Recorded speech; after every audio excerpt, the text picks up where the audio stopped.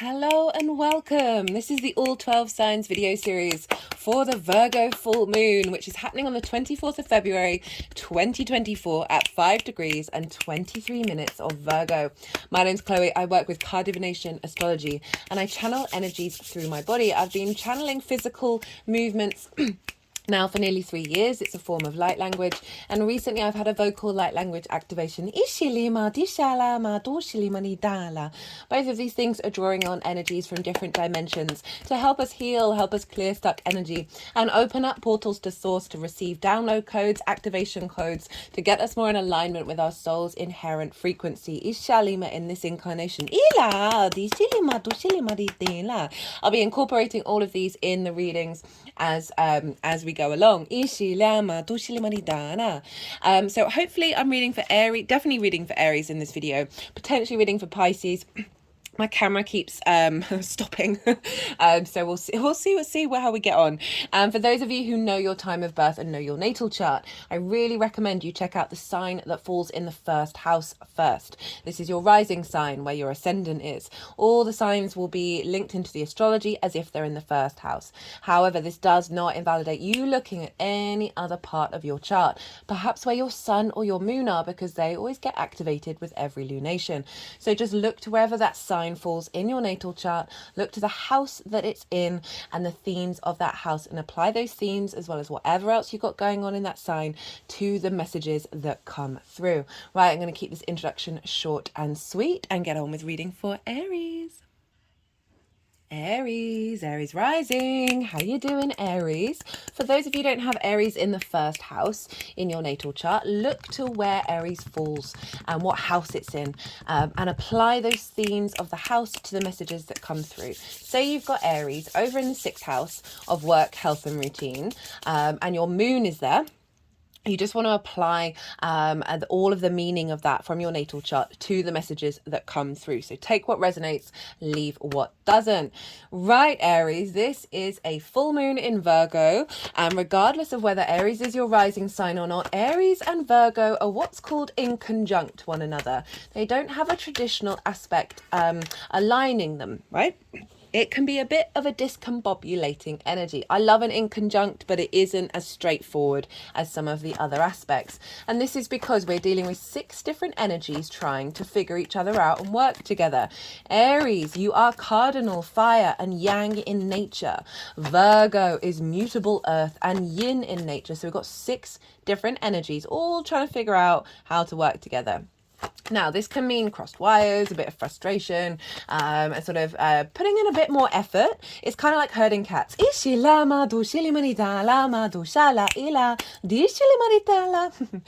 who didn't catch the introduction, regulars, I apologize.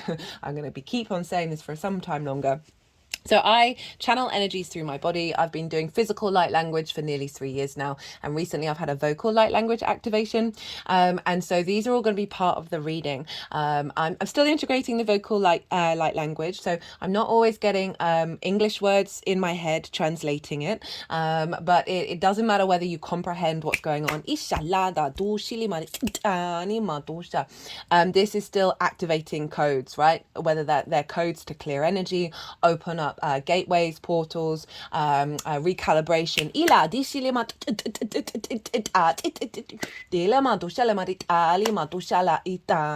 I've currently got 3 main guides that I'm channeling through the vocal light language. And we have the masculine energy, the yang energy, which is a bit more forthright. And this is about earth protection and earth manifestation on the 3D realm. And then we've got the feminine yin energy. It's more ethereal, it's more linked into healing and attunement. And then the third one is the neutral energy. Sounds like code, right? And this is sort of linked into sacred geometry. It's linked into the download codes. It's more the archetypal, architectural structures of the universe. So these 3 are working together, like the feminine, the masculine, and the neutral. We have that within ourselves, and they're working together to bring in that integration. So those are the 3 main ones that come through during these transmissions. you can kind of tell by the tone and when they're coming through about what they might be representing. Right, in conjunct. So this is a very maverick energy, right? So once you've figured out, okay, there may be some difficulties trying to understand one another, but once you realize that that's there, and then you zoom out and like, okay, well, how can we play with these 6 different energies? Then you're working with sort of non-traditional aspects. You are breaking out of convention. It's a very innovative, very inventive energy with the in conjunct. But as I said, it's not as straightforward as the other aspects. But it's still very powerful. Right, so there's an in conjunct wherever Aries is in your chart. And so with Aries rising, these 2 cards showed up in the collective reading. Aries rising, this is happening in your 6th house. So this is how you embody your work, your physical health, and your routine. It's also linked into co-workers and pets.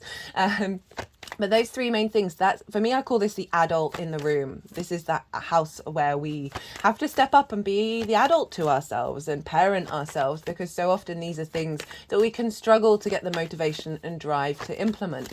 And that's usually often through trauma, neglect, limiting beliefs, all of that stuff.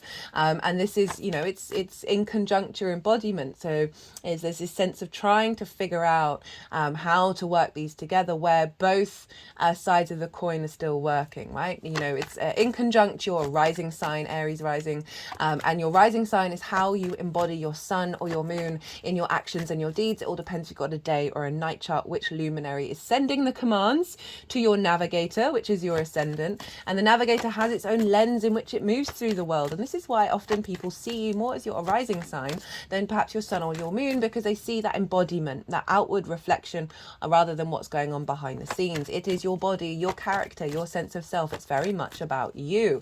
Now we can struggle as a species to want to be able to get that routine going, to take care of our physical health. We can take these things for granted because they're not as easily accessible as other houses. And figuring out how you embody your work is also it takes a while to get there.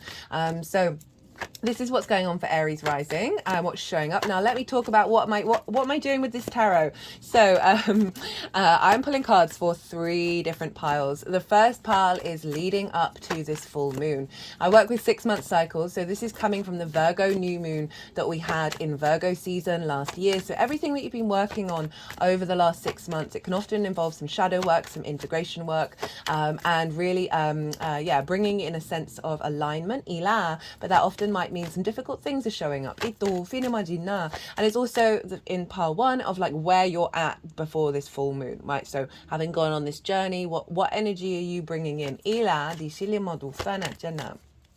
The second pile is, this is the energy of the full moon, and this I see lunations as portals, as for downloads and activation codes, and so this is what energy is going to be downloaded into your vessel, which will then unfold over the next 6 months. And the baseline for pile 2 is the collective reading for the Virgo full moon that's already live. It's already out on the channel, and this is where I break down the astrology in way more detail. I'll be touching on the main aspects in this reading, but not all of it. And so this is the tapestry of how all these celestial bodies are talking to each other at the exact time of the full moon that create a harmonic blueprint. That is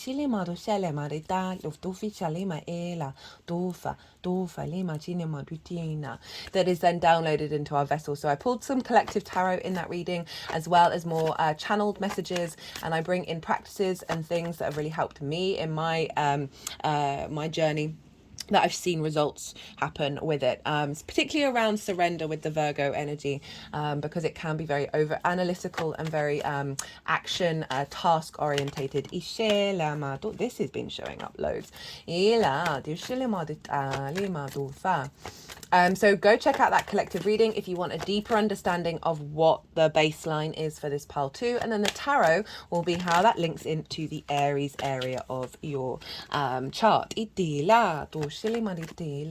This third and final part is how all this energy is going to manifest moving forwards. So those are the three piles. I'm now going to talk about the astrology. We're going to keep on shuffling until all the cards have come out. They're going to be scattered all over the place, and then the energies are going to do some work before I then bring in and move them into the three piles before I then bring the tarot into the astrology. So let's get in to the astrology. As I said, this moon is in your 6th house. So I often find with full moons that three main themes can show up.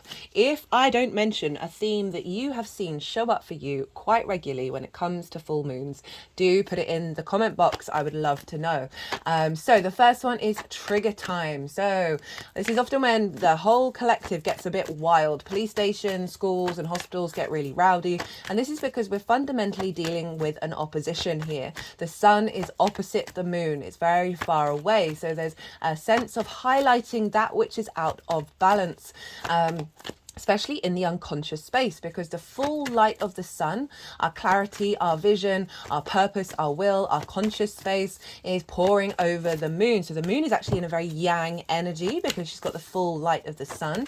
And this is our unconscious mind, our intuition, our emotional body, where are our needs being met or not being met, how to nourish ourselves and others. And if we're out of alignment, if our needs aren't being met and we're not vocalizing our truth, if we're not creating boundaries, and this can be when triggers show up for you. You may get triggered, other people may trigger you, or just generally the vibe may set something off.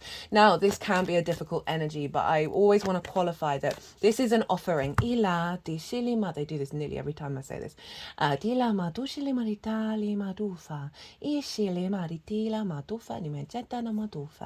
an offering from the sun and the moon of visibility of that which is hidden in the shadows in your unconscious space that needs to come to the surface for you to bear witness to it, to do some integrative work, to send it love, to really do some shadow work over the next however many months it takes to unfold, because it's a stuck energy within you that needs to be seen, and it might not have been something that you would have come across for a very long time. So yes, I appreciate this may be difficult, but it's going to be bringing up something that is going to be very facilitating for your integration process. So the trigger time, right? And so this is what highlighting the things that we're out of balance with. Now you have this the sun over in your 12th house. So I just want to bring this in now. And the 12th house is a difficult house. It's a wonderful house, but it's a difficult house. This is the house of the hidden house, the house of mysteries, and it's the unconscious aspects of self, right? The constructs of who we are. And this can be often linked into trauma responses and limiting beliefs that produce anxiety, depression, loss, grief, isolation, just really uncomfortable energies that are more in the mental sphere, or the not necessarily in the physical, tangible world, which is more the health, physical health over in the 6th house. Now, underneath all of this is the magic of your soul. It's a very, very magical soul, house, the hidden house, the occult, that which we do not fully comprehend. And the sun is there, so it can really highlight perhaps some distortions in your mental sphere, some limiting beliefs that have blocked you from being able to embody your work and take care of your physical health.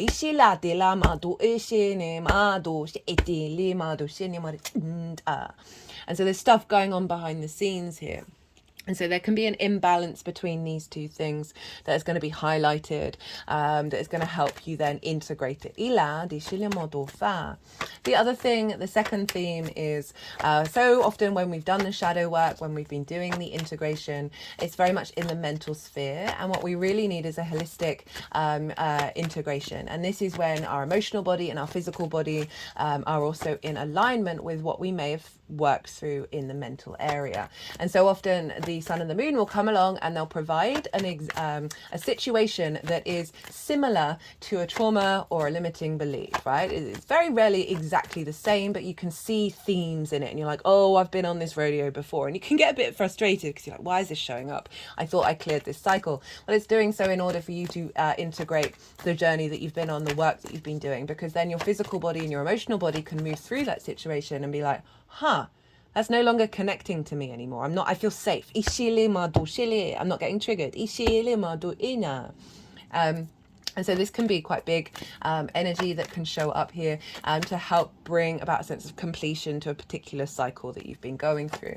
I saw that so much with the Leo full moon, and this Virgo full moon is very similar because the Leo new moon last year, Venus was retrograde at the time of the new moon. So that Venus retrograde was imprinted into the new moon cycle. So over the last 6 months, we've been tying up loose ends around that Venus retrograde, which was helping us get back to our heart space of truly valuing our energy, our heart energy, and not self-sacrificing over that. And I saw with that Leo full moon across the board of situations showing up that would have previously triggered people, and they genuinely were just like, I don't care that this is even happening.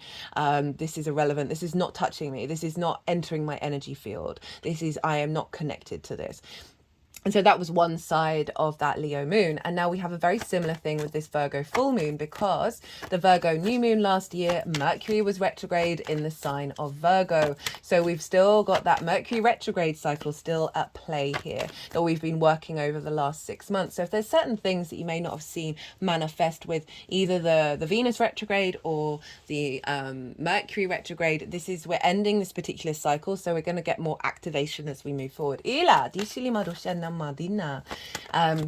So this is going to potentially see a fair amount of old patterns and old cycles show up that genuinely don't have any impact. Now the third and final thing is a celebration, is an element of completion, of a heightening of your intuition, a clarity of your intuition, your energy, your emotional body being in energetic flow, your needs being met, you meeting the needs of others in a really healthy, beautiful way, nourishing yourself, nourishing others in a real celebration of all the work that you've been doing over the last 6 months. So those are the three themes that I see show up around the full moon. Now let's go back to where this is happening for you, Aries rising. This is in your 6th house. As I said, your embodiment of work, your physical health, and your routines. And so this can, as I said, highlight things in the 12th that may have been blocking your ability to access these things in a full and nourishing way. It can also see, say your work hasn't been appreciated, or and that would normally upset you, or there's been an event that happens that disrails your routines and then you can't get it back into flow again. I feel like if these things do show up, they're highlighting that actually you're no longer falling back into those trigger responses.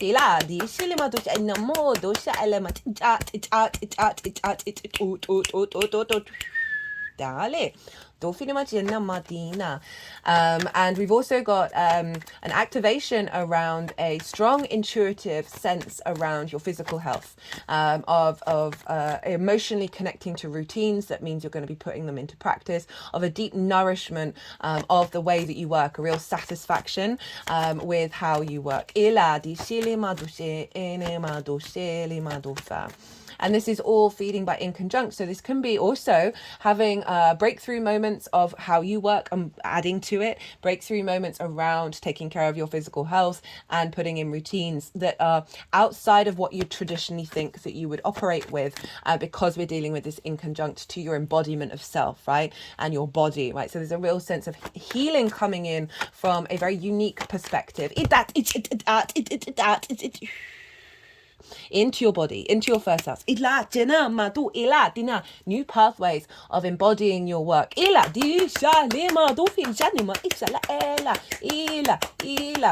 if we bring in the co-workers as well, this can kind of be like being, as I said, being appreciated for the way that you work from different, from new pathways.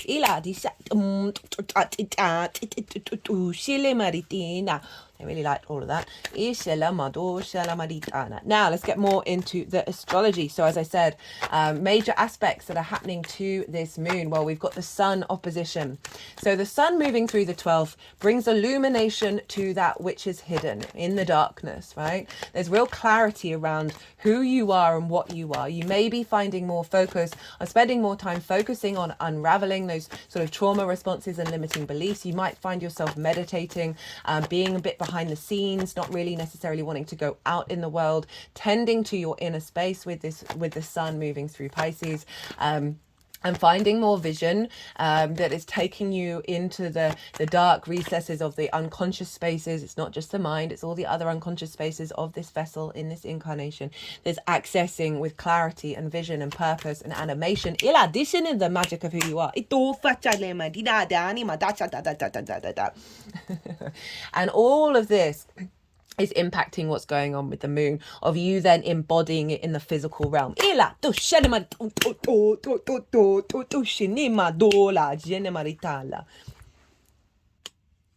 So yeah, big energy. You might be also working through some sort of energetic healing rather than the physical healing that's actually been impacting your physical health around this time. And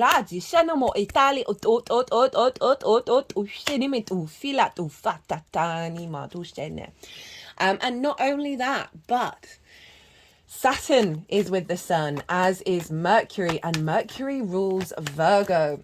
So Mercury is impacting Virgo quite heavily, and it's over in the sign of Pisces, conjunct the sun, conjunct Saturn, and they're all opposite this moon.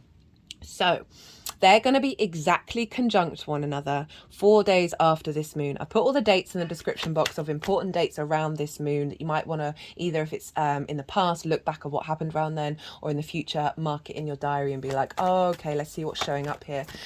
So we've got this quite wild astrological event where on the same day, Mercury is going to conjoin the sun exactly, and then conjoin Saturn, and the sun is going to conjoin Saturn. So we've got this triplet conjunction, which is quite powerful. I'm tempted to do a real mini little reading for that for everyone and pull a card for everyone.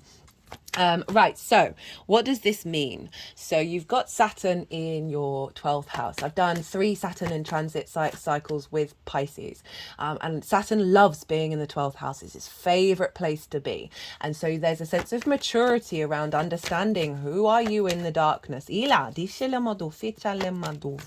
Saturn can the overall message for me with Saturn in Pisces is giving structure and form to the magic of the universe.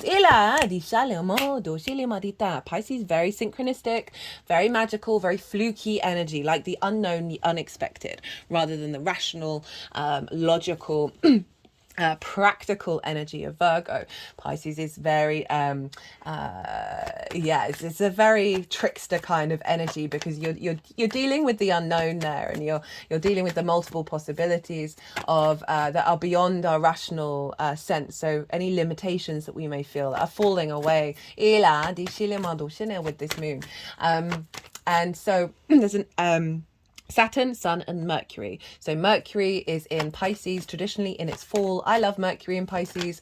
I did a Mercury Pisces transit series last year. If you want to check that out, just for the information around Mercury in Pisces, that might be really fun. I list a load of famous people who have Mercury in Pisces, because, you know, I work with the Hellenistic principles as my baseline in terms of astrology, but then I work with my own intuition and realize, you know, obviously 2,000 years in the future, and there's different agendas showing up, that Pisces Mercury is traditionally deemed in its fall, like not in a happy place, and it can be like the words aren't necessarily coming out properly. It can be like hidden in the ocean, but the other side of it is a very poetic, very magical, lyrical energy with Mercury in Pisces. It's the metaphors you would never come up with that make perfect sense. It's the riddles sages and gurus give to their students to help them on the path to enlightenment. It is not as straightforward, it is not rational, but there is such magic there.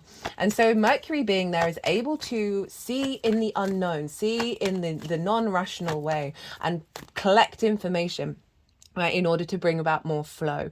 And we've got the vision and the clarity of the sun.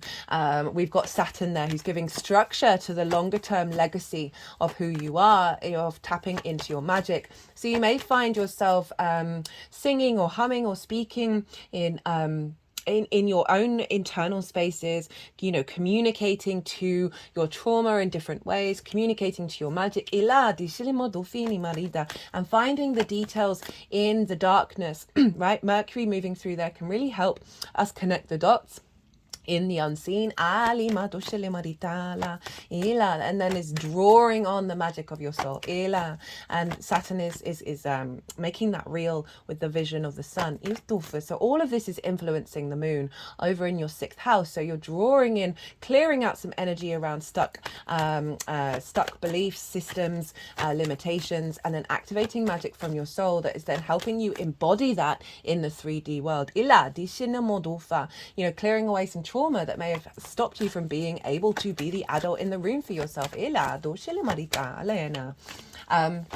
And also, so you see all these oracle cards. So I pull these before I do every transit. And there's so much stuff in here about the ocean and pearls. And obviously pearls are found in the ocean. So we've got this very strong Piscean energy influencing this moon. And there's been, what came through in the collective reading was this.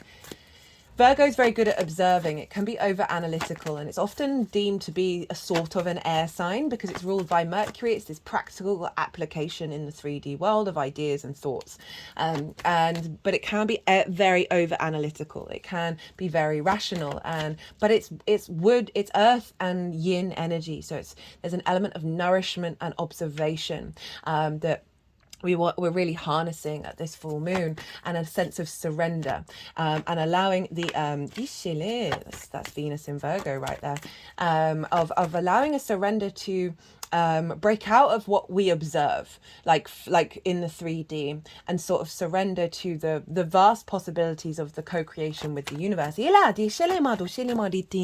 to let the magic in. So we've got this sort of embodiment of our intuition that is able to observe that which may not seem rational, and intuitively act upon these things and not get caught up in the details, not get caught up in the plans that may not go right, the judgment, the perfectionism, and really allow to soften that Virgo energy and allow it to be able to facilitate possibilities that are beyond our comprehension.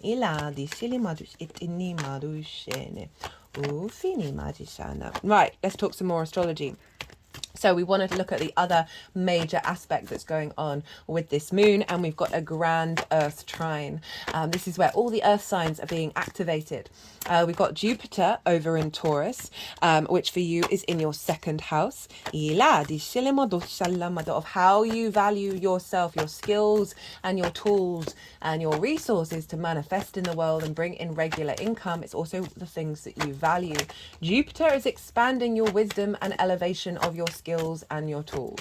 Also might find you've been spending more money than you usually do. I've done a Jupiter in Taurus transit series. That was way back at the beginning of Jupiter going into Taurus, but I talk about the themes of Jupiter being in the 2nd house in way more detail, so you might want to go check that out. But overall, Jupiter is bringing the sense of expansion, of wisdom, of faith, of sense of generosity to how you value yourself, and the skills and tools upgrading.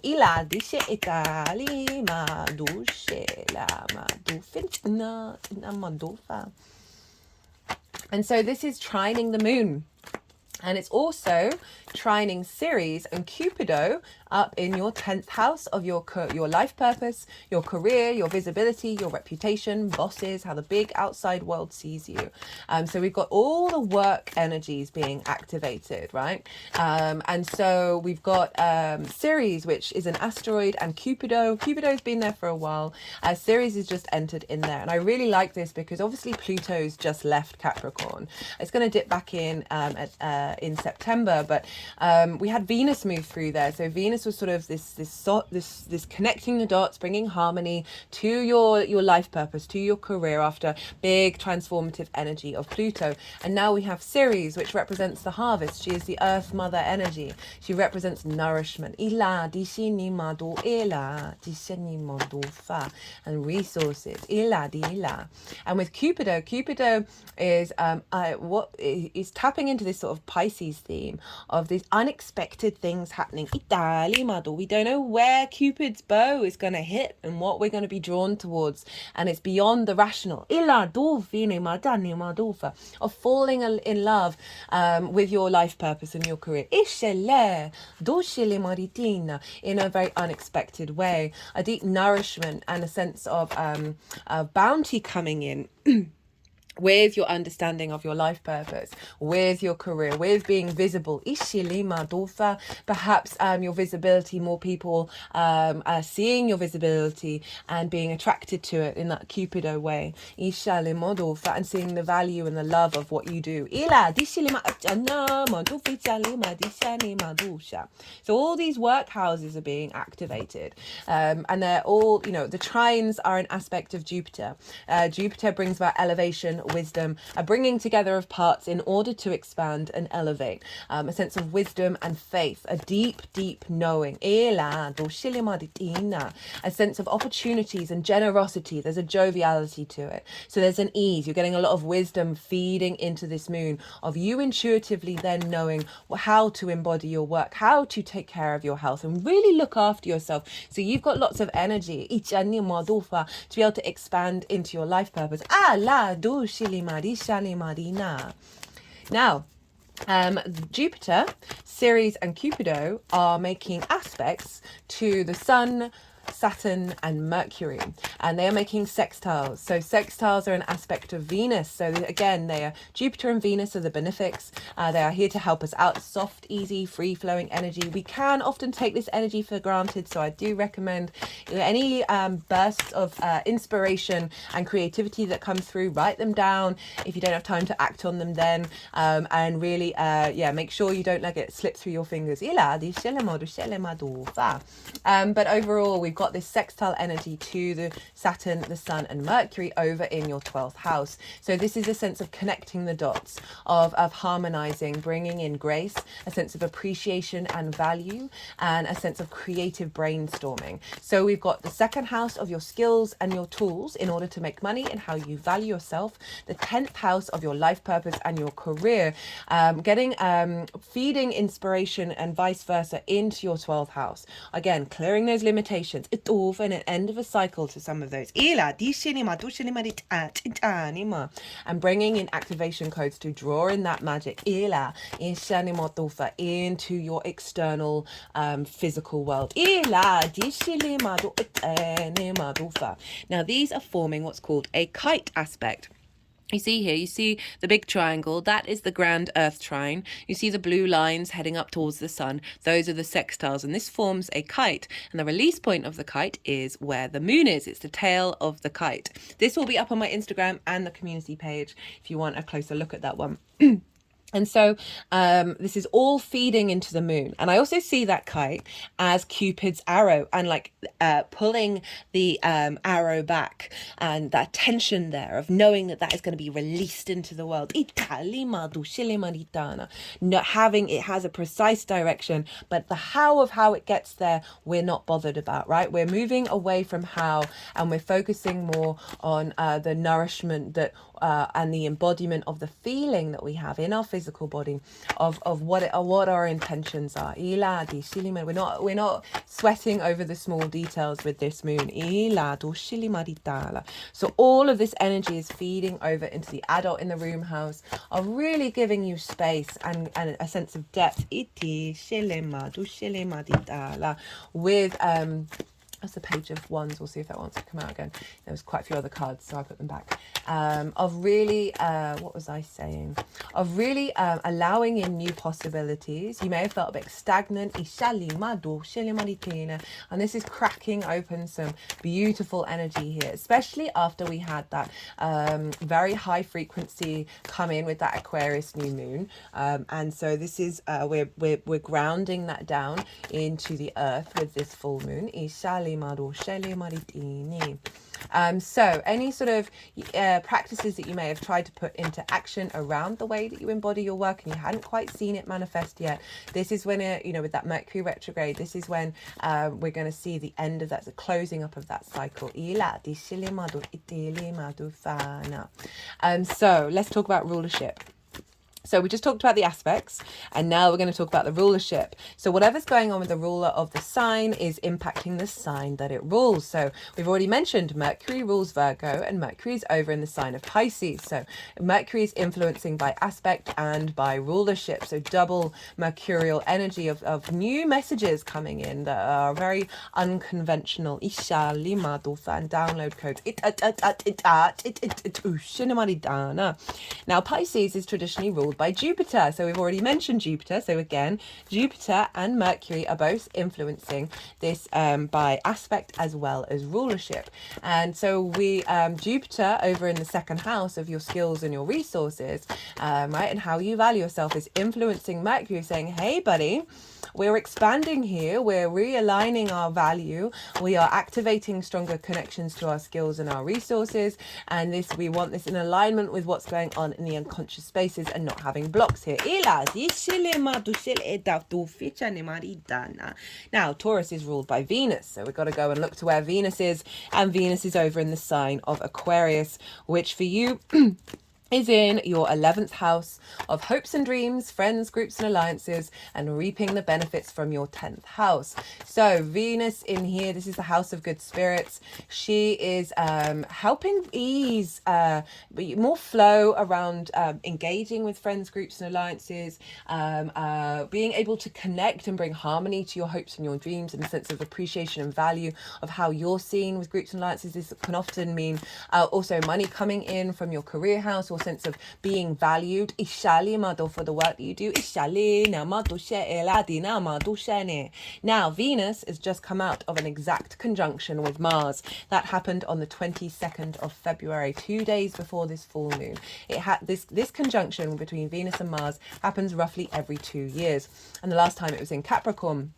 And so she's still very much closely conjunct Mars, and this is always a realignment of our masculine and feminine on the personal level. A realignment, especially after they've both come out of conjunction with Pluto. They're still conjunct Pluto at the time of this moon, and so Pluto for me is very much a neutral energy. It is about creation and destruction, and those are inherently neutral things. It's our perspectives that shift and change that. It's very transformative energy. So it's big transformative magnetizing energy of alignment of the neutral, feminine and masculine together. So real clarity coming in here and influencing what's going on with Jupiter, of your sense of value of yourself, right? Being appreciated by friends, groups and alliances, reaping the benefits from your 10th house. It's facilitating a deeper value and your understanding of your skills and your tools. It's then feeding back in to the 12th house of saying, hey, let's get this in alignment. Let's get our hopes and dreams into an alignment with the unconscious spaces.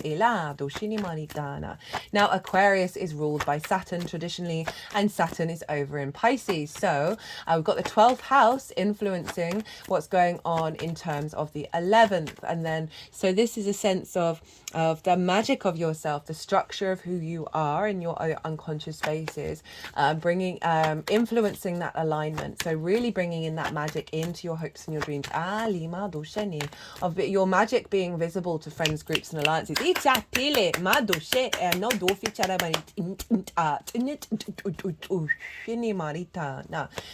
Which is also then influencing, what sort of benefits you're reaping from the work that you're putting in the 10th house and your career and your visibility. And then this is all then feeding back into the moon, which is how do you embody that? How do you how are you nourishing yourself? There's an alignment with this this bigger frequency that is coming from deeply from the magic of your soul. Now that's kind of all the astrology that I wanted to talk about. Look to where your sun and your moon are in your natal chart. Look to the houses that they're in and the themes of those houses. Apply those themes to the messages that may show up, and also just bear witness to what those themes are, because they're likely to show up for you on a personal level beyond this general reading. Maybe some, maybe all, maybe none, but they are always getting activated with lunations.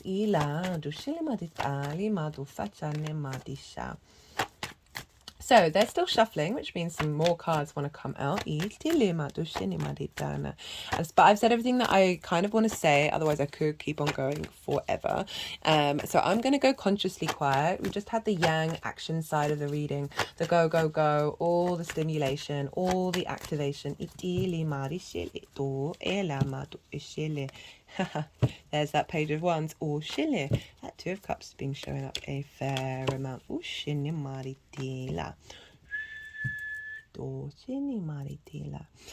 we've had all the go, go, go, all the stimulation. And now we're going to go into a bit of yin, night, rest and digest. I'm going to go consciously quiet and soften my mind and let the energies move through me. And they're going to move through me. I'm not going to necessarily let them.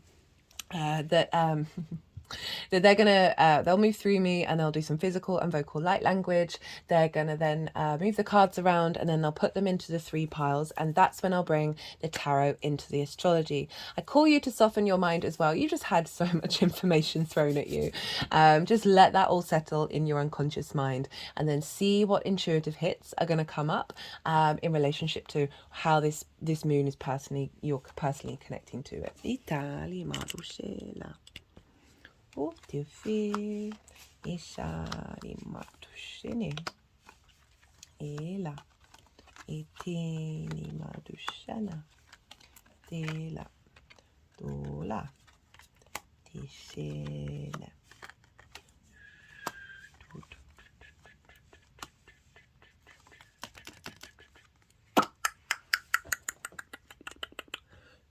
La janne modishile la.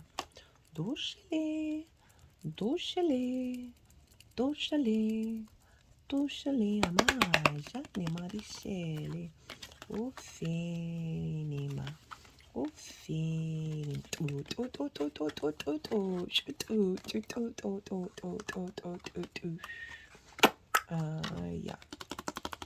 aya no to fila matushene, etele matushene. Alima deshe ni mo itufa iya tola tutua edora tisela marushi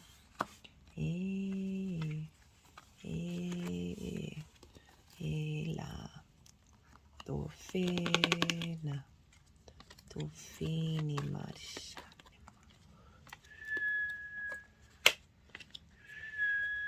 Tolena, Ila, Toshinima, Shelema, Tufene, Tofini Maditi, Ela.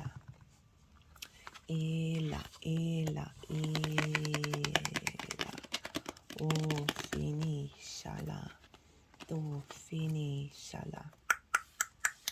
Tu shine maritina. Tuli. Tishela marishala. Dela, tu shela, tu fini majalita, la. Jene matu shene matu to shele tu shela matu do she dila do fe shele.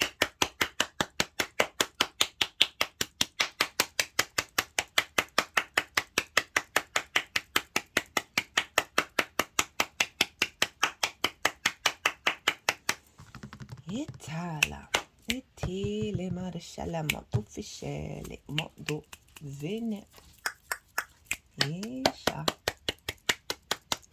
isha lima do shele maritishala do fene matuna. Right, Aries. So we've got a pretty simple message showing up for what's been going on in the lead up to this full moon. Got the 5 of Swords in reverse and we've got the 8 of Pentacles. So this is saying that new moon activated a new understanding of whether you want to bring conflict into the way that you work, right? So and you've been working on navigating away from this. So this is, for me, out of all the tarot cards, this is the one where I'm like, that it really does represent some of the fundamental difficulties us as a species are going through, because there's a sense of domination and subjugation.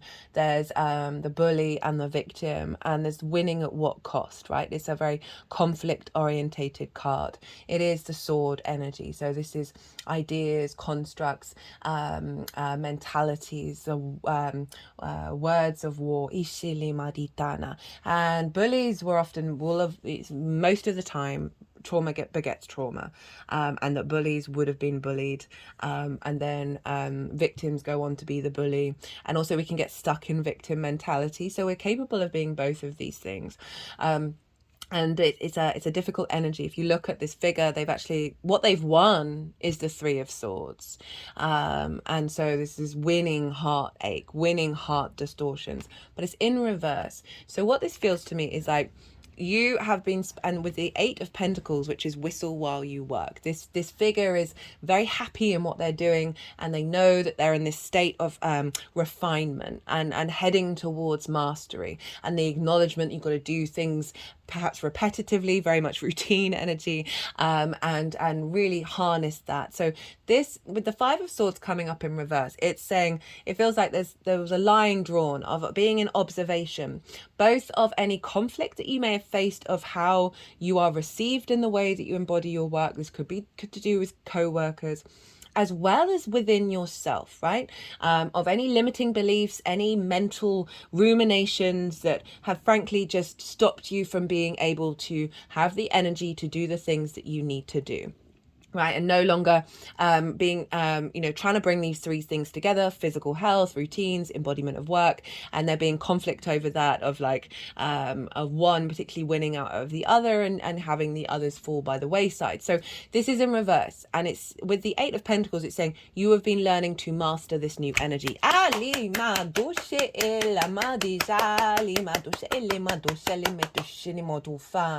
Of rather than things being a struggle and in conflict, there is a sense of flow. As I said, whistle while you work, and really cultivating and refining this new dynamic that you've obviously made the decision, unconsciously or consciously. Your soul has made this decision that you are moving beyond the old paradigm. And I am getting memories that maybe that Five of Swords came up in the Mercury retrograde reading for you that I did last year, but I could also be wrong. My memory is terrible, but I don't usually get thoughts like that, but I am getting a sort of memory with that one. Okay, so this is the lead up of of where you're at before this full moon. There's a feeling satisfied, right? It's not necessarily things coming fully into completion, but knowing you got, when we are in the integration process, when we are refining, it does take a time for that to really become into a state of embodiment. And we've got it with we've got two eights. We've got two eights. We've got the Eight of Wands. This is the energy of the moon. What's being downloaded into your vessel? Eight of Wands, Ace of Swords. We've got the Nine of Pentacles. We're moving from the 8 to the 9. Ishali. We've got the Lovers. We've got the Guru, which is the Hierophant. And we've got the Page of Pentacles. Now, these two cards showed up in the collective reading. So they were the first two out on the deck. That reminds me, Aries. I cut the deck before I started the reading. And I got the Empress. Ishali. I just thought I'd mention that. So we've got the Eight of Wands. This is alignment. All these wands are headed in the same direction. There's a sense of unity and flow. So if we think about that 12th house energy of those blocks in the unconscious, of them being, there's the downloads that is coming in are bringing you into a state of alignment, right? Which you've been practicing in the 3D world, and now this is more activating the sort of the passion, right? The drive, the motivation, the creativity of how you embody these new things. With the Ace of Swords, There's real clarity here. We've moved from the 5 to the ace. This is vision. This is a renewal of your mental space, these new ideas of how to facilitate these 3 main themes of the 6th house. Ila dishele modu, ila dishena, real divine inspiration here that is beyond conflict. It's representing more of a higher perspective showing up here, having cleared out that old energy. And then we've got the 9 of, oh, she's wanting to go at the top. We've got the Lovers, we've got the Guru with the Page of Pentacles crowned by the 9 of Pentacles. We've got the Lovers. This is about being able to make the right decision. This is unity of the feminine, masculine and spirit that are then making that decision to go and climb the mountain. Ila di silima du fita lima dufa. It's about when you are at crossroads of being able to make the right decision for you in the long term. Ila di silima. It's also about unity. So there's a real sense of a bringing together of these aspects of the 6th house and bringing them into balance, because they're then helping you go further on your journey. But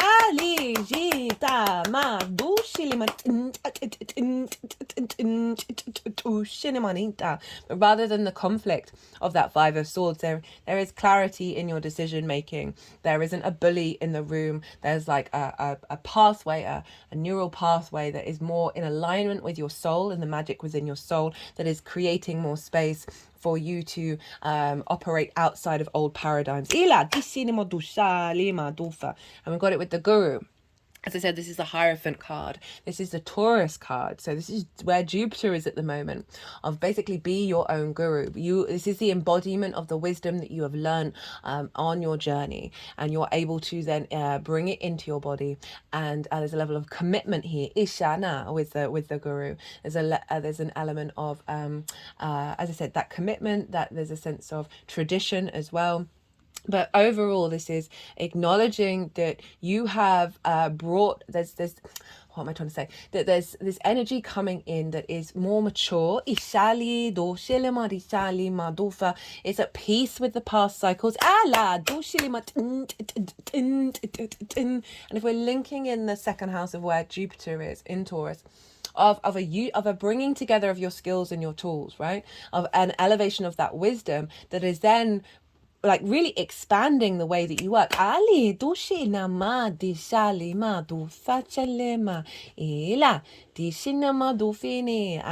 we've got Ceres over in your 10th house of your career, of your life purpose, of more nourishment coming in from a space of wisdom that is really, as I said, bringing in more appreciation and value internally and externally.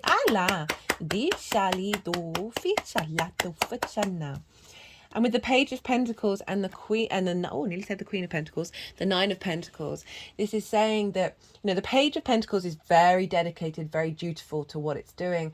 And this is creating a space for those different possibilities of you not blocking them. So new potential ways of manifesting in the 3D realm. This can also be new opportunities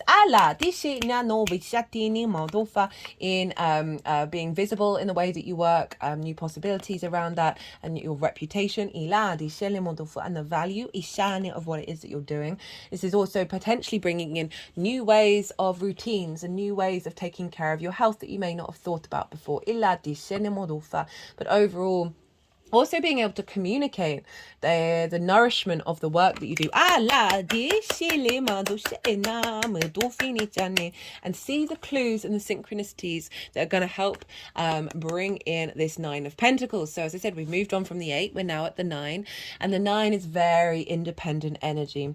This figure knows what they need to do in order to bring long-term abundance into their lives, right? There's this being understands boundaries, and when is the right time to say no, and what is the right thing to prioritize.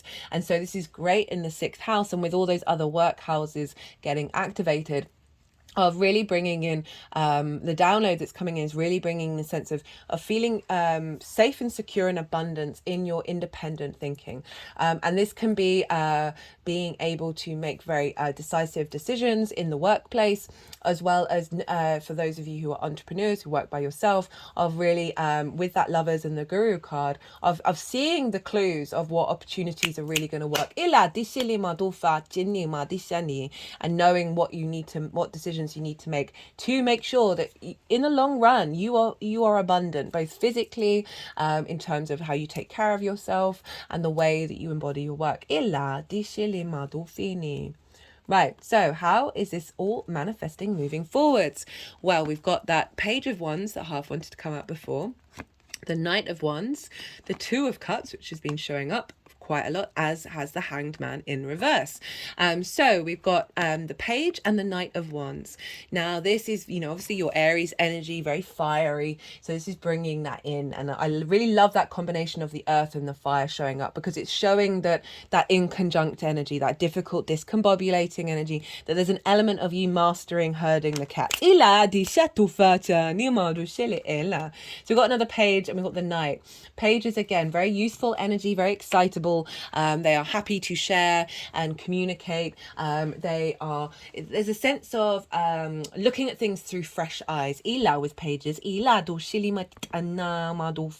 Again, this can be more opportunities that serve your fiery Aries energy, serve your embodiment of self. That are coming through. Again, just what I feel is you really, really being able to see the union between these two houses and the messages that both of them are communicating to each other. So this is the embodiment of that magic in the 3D realm, of perhaps more clarity of messages and channeling coming in over the next 6 months, you being able to communicate your passions in the way that you work, and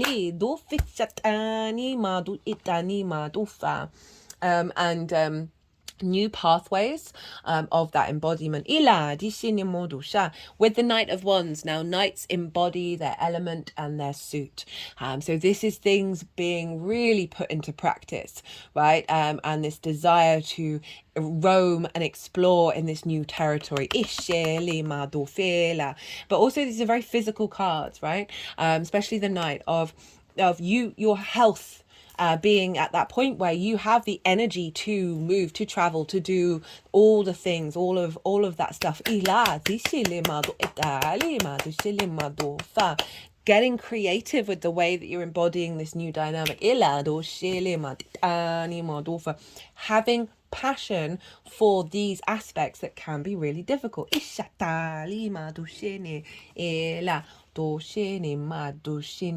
But overall, a sense of momentum with your embodiment, right? That is taking you towards this Nine of Pentacles. And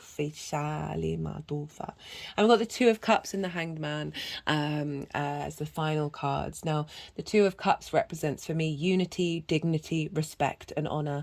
They are eye to eye with one another. Again, it's a mirror of the Lover's card, of the feminine, masculine, and spirit all united together.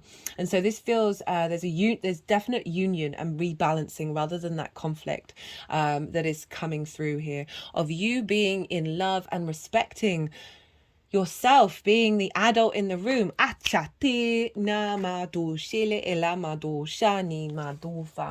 also in terms of the visibility and being appreciated for how you work, definitely feel like that's coming through.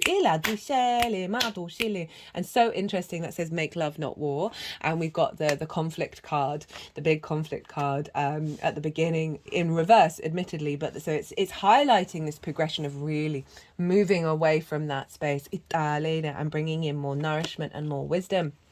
Speaking of wisdom, The Hanged Man in reverse is the enlightenment that you've received during a limbo phase, right? This divine inspiration. You're now upright, right? This is the only card with a halo representing enlightenment. You are now taking this wisdom out into the world. So this is the embodiment of your wisdom in action. And also there's a sense of outward movement. We've got that with the Knight of Wands as well. Of it's not just being an internal journey. It's going to start manifesting as being received by the outside world.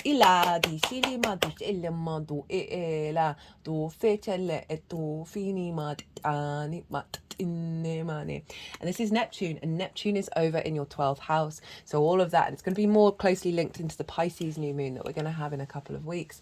But overall, Neptune brings different realities into our own. So this is really highlighting what I was talking about of the magic of your 12th house being in embodiment.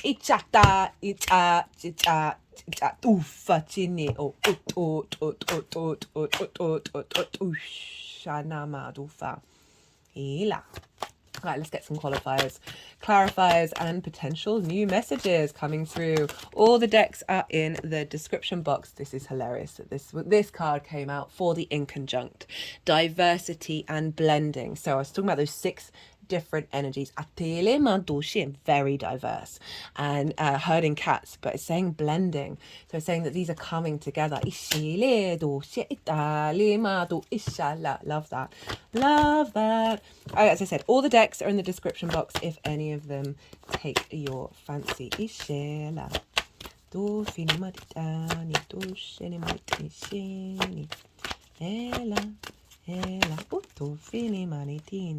Power, understanding reality.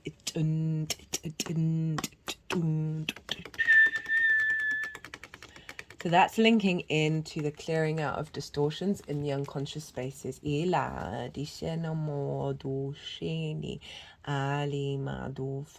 And with this understanding reality, it's like understanding that not all is what it seems. And with that surrender, we're allowing more magic to come into our lives. And the power behind that co-creation.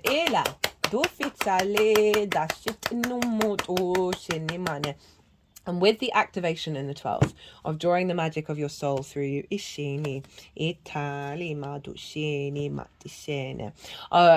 you're then bringing in the multiple possibilities of the universe. So your understanding of reality of the 3D is then going to be affected and expanded.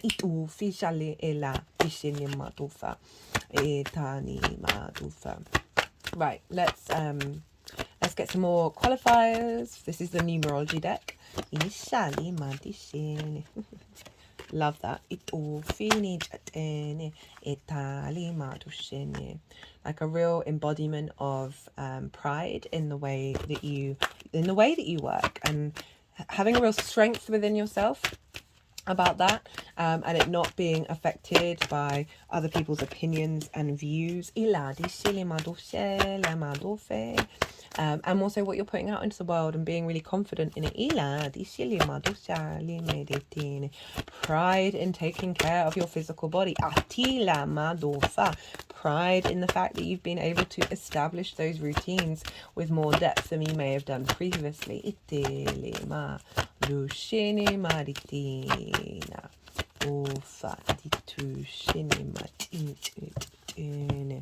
Personal growth. Surrender. Yeah, so the overall theme of this moon is allowing surrender to come in the rational, in the pragmatic, practical energy of Virgo, and opening up, clearing away from the how of how we get there, and not and retuning that Virgo energy in a different way. Love this rebirth, right? Having put in the work, you're elevating, you're really bringing in a new dynamic. Right, Aries, I'm going to leave it at that. I hope you enjoyed this reading. Apologies for a bit of the croaky throat. And if you did, don't forget to hit the like button. If you want a personal reading, whether that's just a natal chart, tarot question, combination of the two, bring in some channeling, all sorts of things, check out my email address in the description box. Send me an email. Give me all the context. I love tailoring to the client, tapping into the energy, see what we want to do. And I'll get back to you about all of that. I am working on my website so that... Goodness me, I can be terrible at certain things. So that might make it a bit more easier in the future. Be good to yourselves, Aries. Be good to those around you. And most importantly, be well until we meet again. Pisces, Pisces rising. How you doing, Pisces? Well, got this full moon in Virgo opposite your sign, Pisces. So for those of you who don't have Pisces in the first house, in your rising sign, look to the house that it does fall in your natal chart. Look to the themes of that house and apply those themes to the messages that come through. Say you have Pisces over in the 6th house of how you work, health and routines, and your moon is there, so where you're nourished through the way that you work, intuitively connected to your physical health. Apply all of that energy, because that's now moved all to the 1st house. So the astrology is still going to link in. You just got to do a little bit of natal chart maths to bring in the full resonance. Right, so regardless of whether Pisces is your rising sign or not, Virgo is in opposition to that. It's on the other side of the chart. And so oppositions... Well, I'll explain more about the oppositions when I talk about the full moon, but it's ruled by Saturn, and there can be some restrictions, some limitations, some isolations of highlighting where you're out of balance, but it's also about commitment, and it's about legacy and integrity, of blending the two together, of acknowledging the duality, and seeing the play between both sides of the same coin. So I am pulling cards for 3 different piles. The first pile is the lead up to this full moon. I work with 6-month cycles. So this is coming from the Virgo new moon last year. What have you been working on? What journey have you been doing? What integration have you been up to? What's been showing up for you? And then like, how are you showing up just before this full moon, right? Ishela. That came flying out.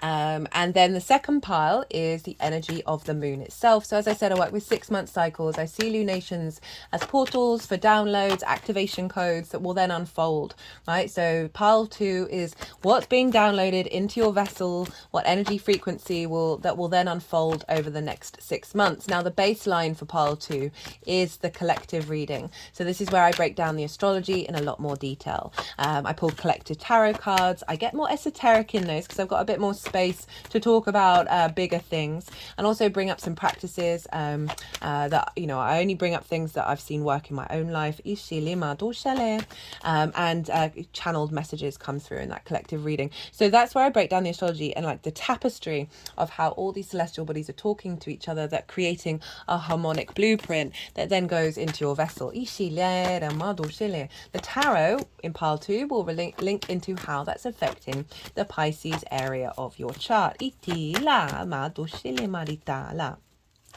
third pile is how all of this energy is going to manifest moving forward. So those are the 3 piles.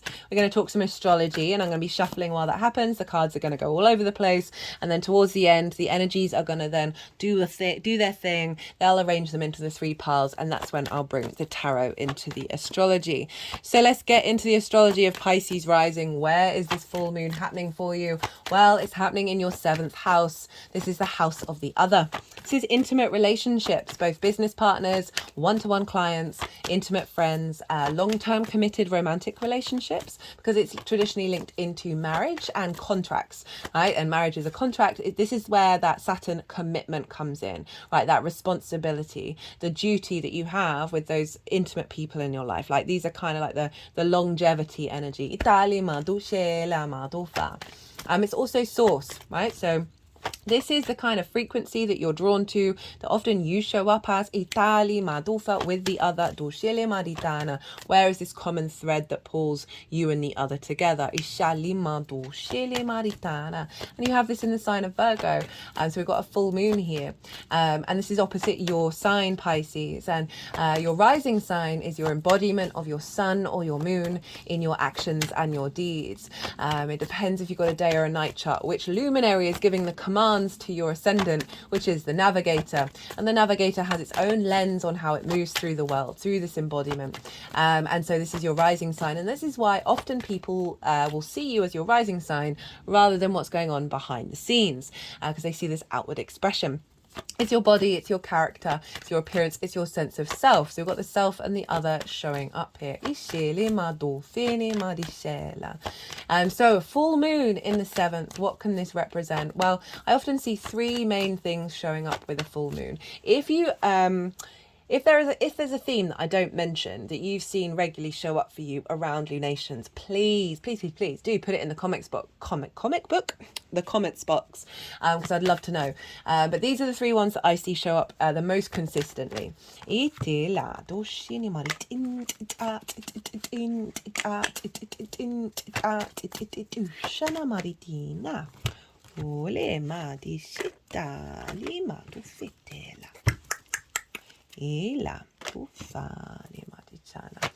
Apologies, when they're doing those sorts of things with the cards, my mind goes a bit blank, so I'm not able to do everything else at the same time.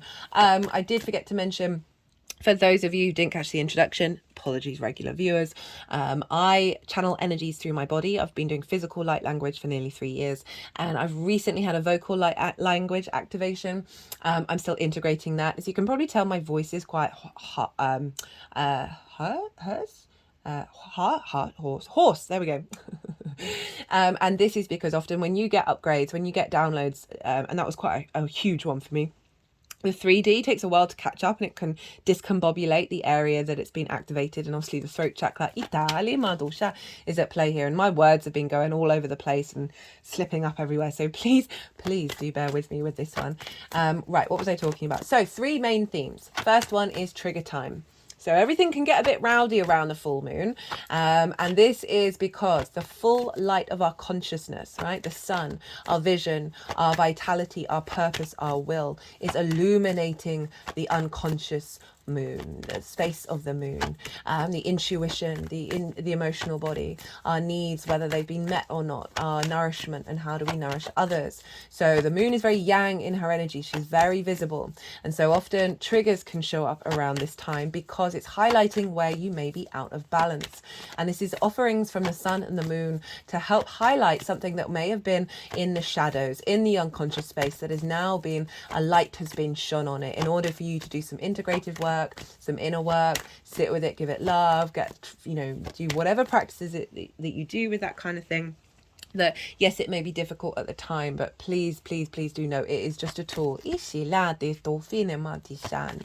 Or then over the however long of integrating that, right? That where there's been some stuck energy. So this could highlight trigger energy around being visible to the other. Distorted realities of understanding around your relationship with the other.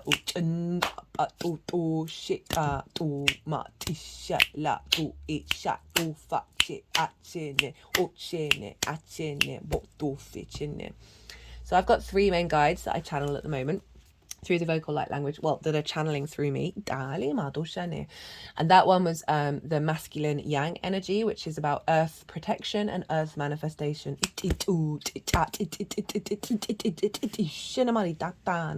That one is the neutral energy that sounds like code, because it is. Linked into sacred geometry. I see it more as the archetypal and architectural structures of the universe. This one's more of the feminine yin energy that's more ethereal, is linked into healing and attunement. And all of these 3 are working together in order to bring integration and activation into our vessels. what was I talking about? So triggers around not being visible with the other, not having your needs met, not being feeling nourished, and these are all distortions that we then recreate in our lives, right? So usually based on things that have happened in our early years, as well as from ancestral stuff and past life energy.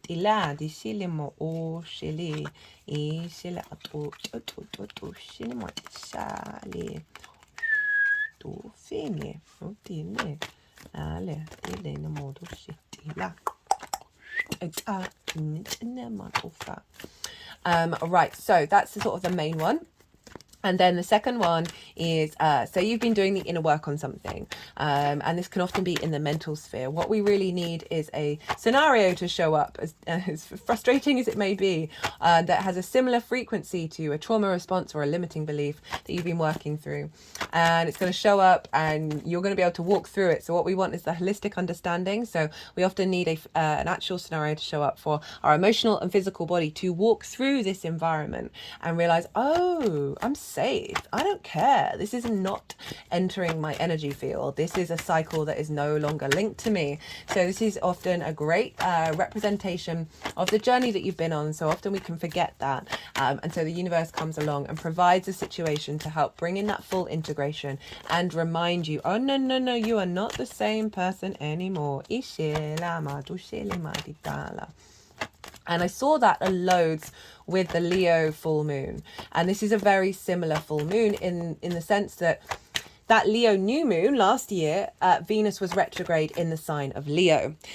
So we were tying, and so it was imprinted in that new moon. So with that full moon in Leo, we were closing out a cycle around the Venus retrograde. And I saw across the board situations showing up for everybody that would have diminished their sense of value, their sense of love, their own heart energy. And they weren't. And they were just like, I don't really care. This stuff's going on, but I'm not bothered. This is not affecting me. And so we're going to potentially see similar things with this full moon, because Mercury was retrograde in the sign of Virgo at the time of the new moon. So we're carrying on some of the remaining energy of the Mercury retrograde that's going to get tied up with this full moon. So there may be certain situations that show up that you were working with over the Mercury retrograde that are now coming to completion. So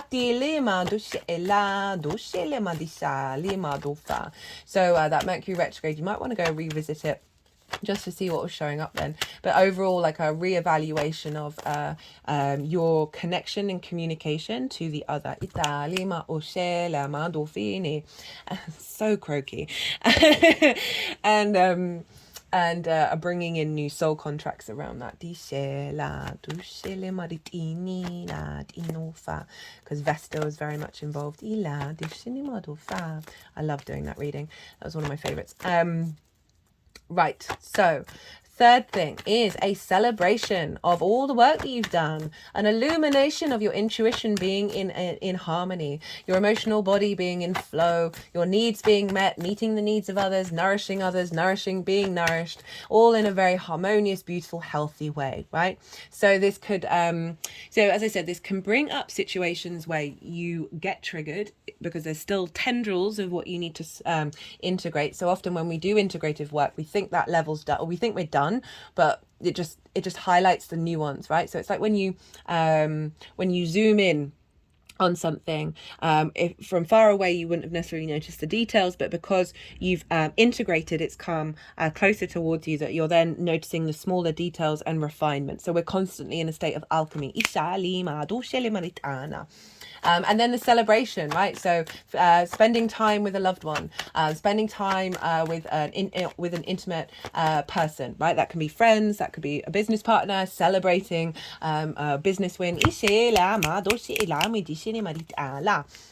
As well as spending time with a loved one, as I said, right? Or really embodying a new frequency around what it is that you want from the other, and your intuition being quite heightened around that, about really seeing clearly about what needs need to be met, and not in a selfish way, and how you seek nourishment in the other. For those of you who might not be in an intimate personal relationship, but overall a focus on, I often find with full moons that we'll get clues about the unfolding, and what we're integrating.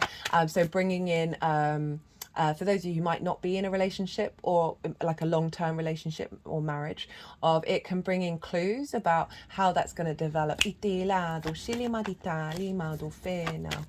I'm just thinking about how when I had a full moon in the 7th house, the last one, I spent time with a friend whose sign was that moon, and we were looking after a friend's kid, and it very much felt like we were playing Happy Family, and it was just quite bizarre. She's her son was in the sign of that moon, and it was just quite, I'm aware of the astrology, and I was like, oh, okay, I see what's going on here.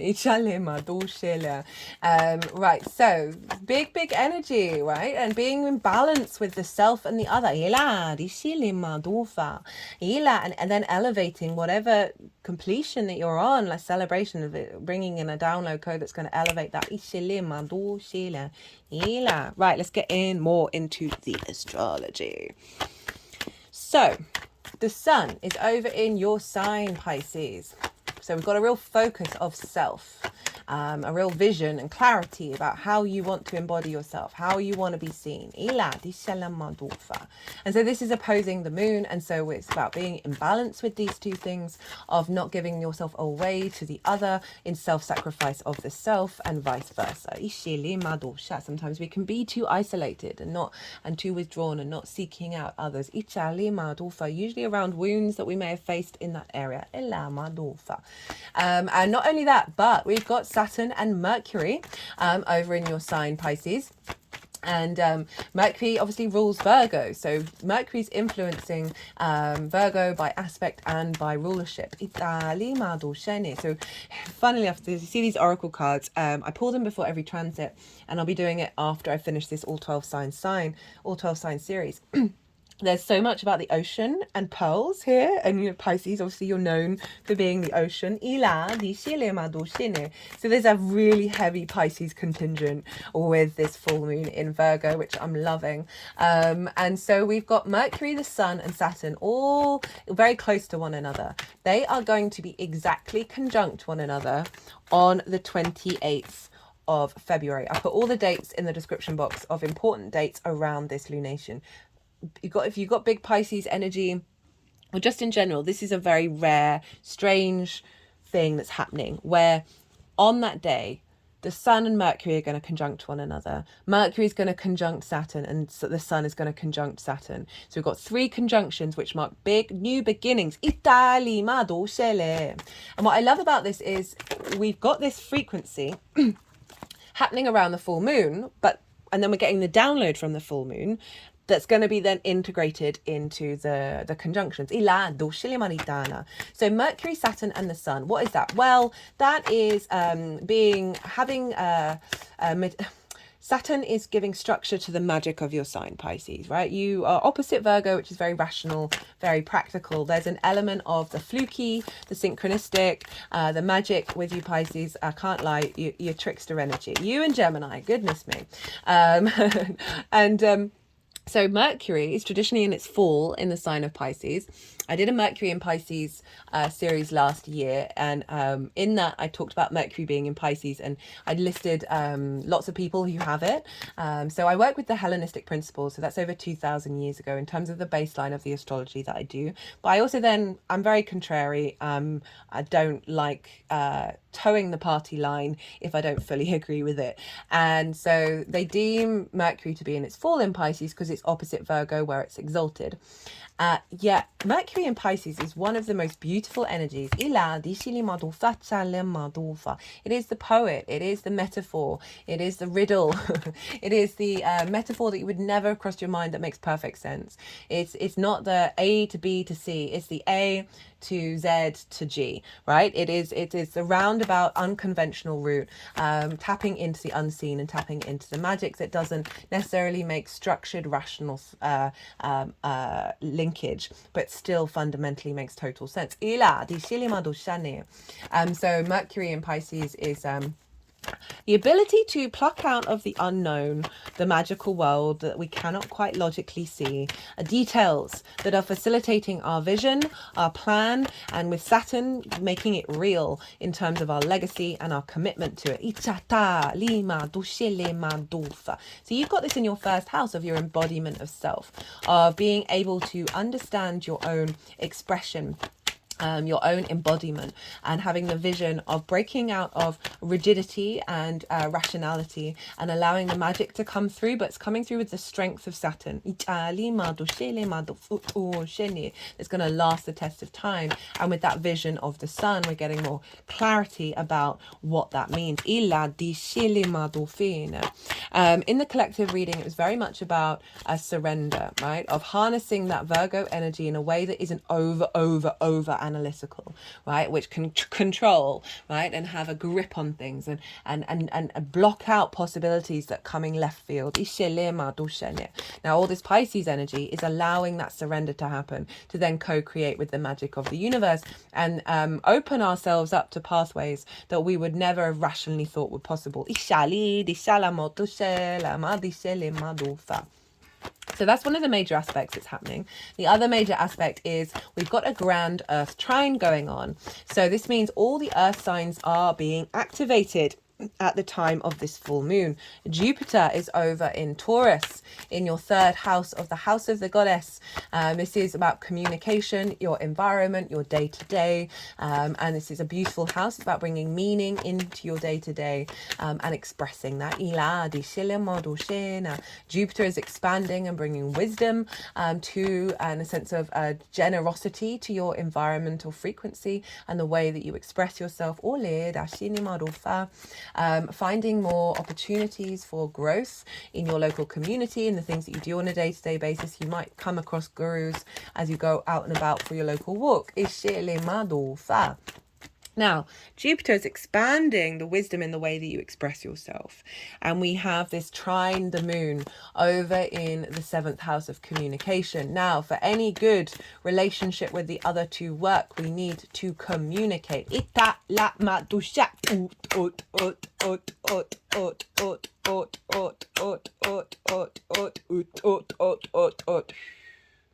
We need to understand our own environmental energy, and how that impacts our relationship dynamics. Remember, it's also source that shows up in the 7th house. So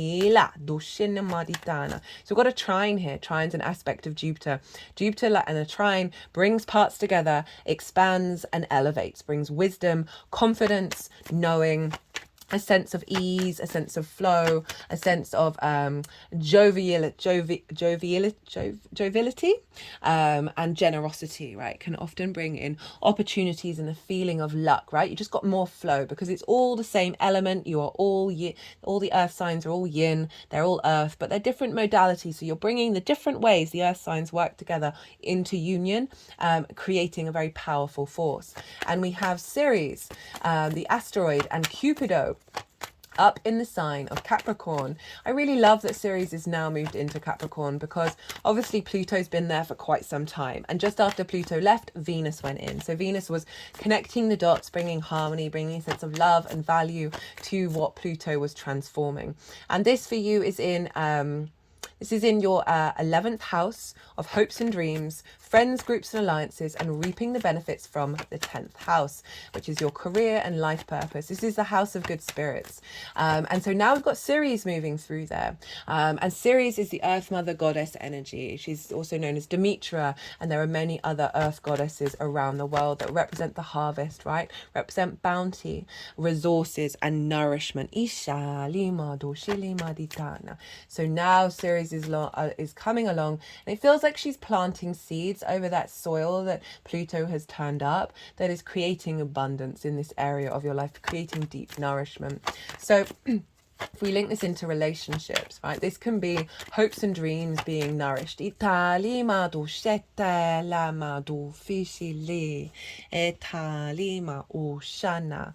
this can be in relationship to longer term romantic committed relationships. This can be hopes and dreams around a connection to source, as well as clients, one-to-one clients, or bringing in a business partner, whether you're able to, which will then manifest resources. So these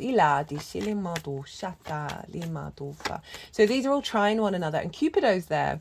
And Cupido, right, we don't know where Cupid's arrow is going to go. It comes out of nowhere. It's a very fluky energy, right, that doesn't necessarily always make rational sense. And this is an element of falling in love again with your hopes and your dreams, with how your spirits are raised up. This may be activating a new connection to soul family through groups, friends and alliances of rewards and resources coming in from your 10th house. Remember that 10th house is career, but it's not everything, right? Career can facilitate that life purpose. So we've got these King and Queen of Pentacles.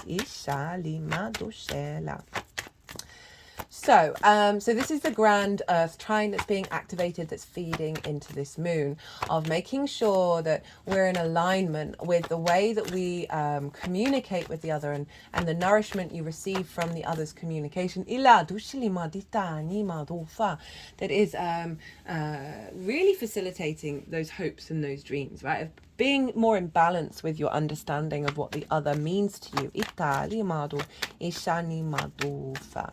Now, these Jupiter, Ceres and Cupido are making sextiles. Making sextiles to the Sun, Mercury and Saturn. And so a sextile is an aspect of Venus.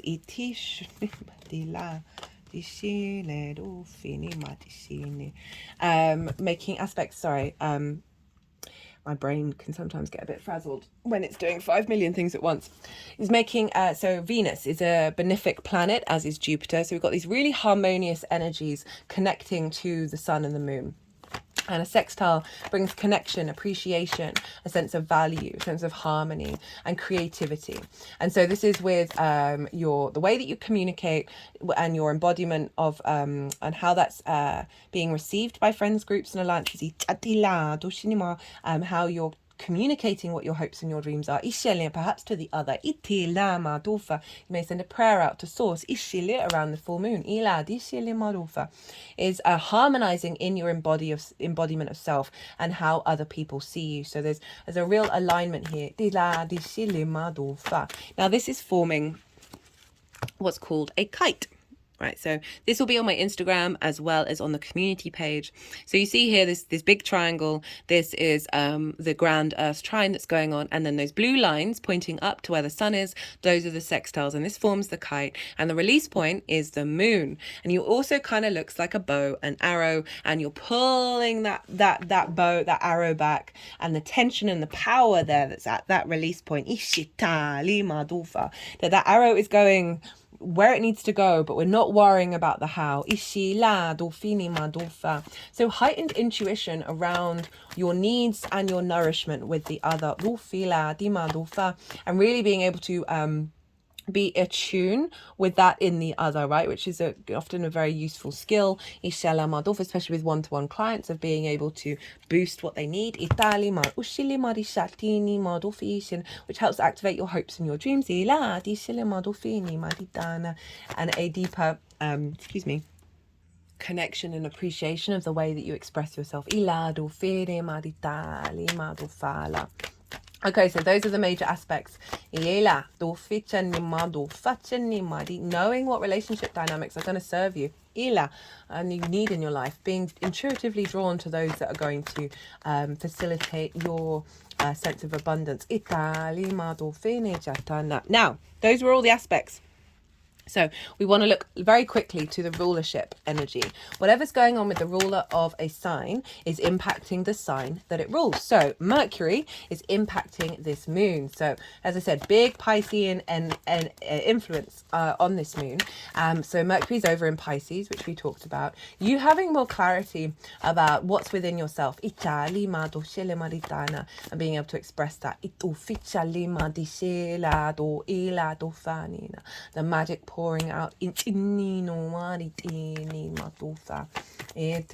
your sensitivity around the other, and bringing in a new paradigm with that. And your needs being more met by the other. Now, Jupiter traditionally rules Pisces, so we want to go and look to where Jupiter is, and we've already talked about that. So Jupiter and Mercury are influencing, as well as Saturn, are influencing this moon by aspect and by rulership. So we've got a double whammy. And Jupiter, as I said, over in the second house, third house of communication, I apologize, your environment, finding meaning in the day-to-day, right? The more we're in alignment with the other, therefore we're in alignment with ourselves, the more meaning and depth we bring into our day-to-day practice, the more we're able to hope and dream in a more integrated way.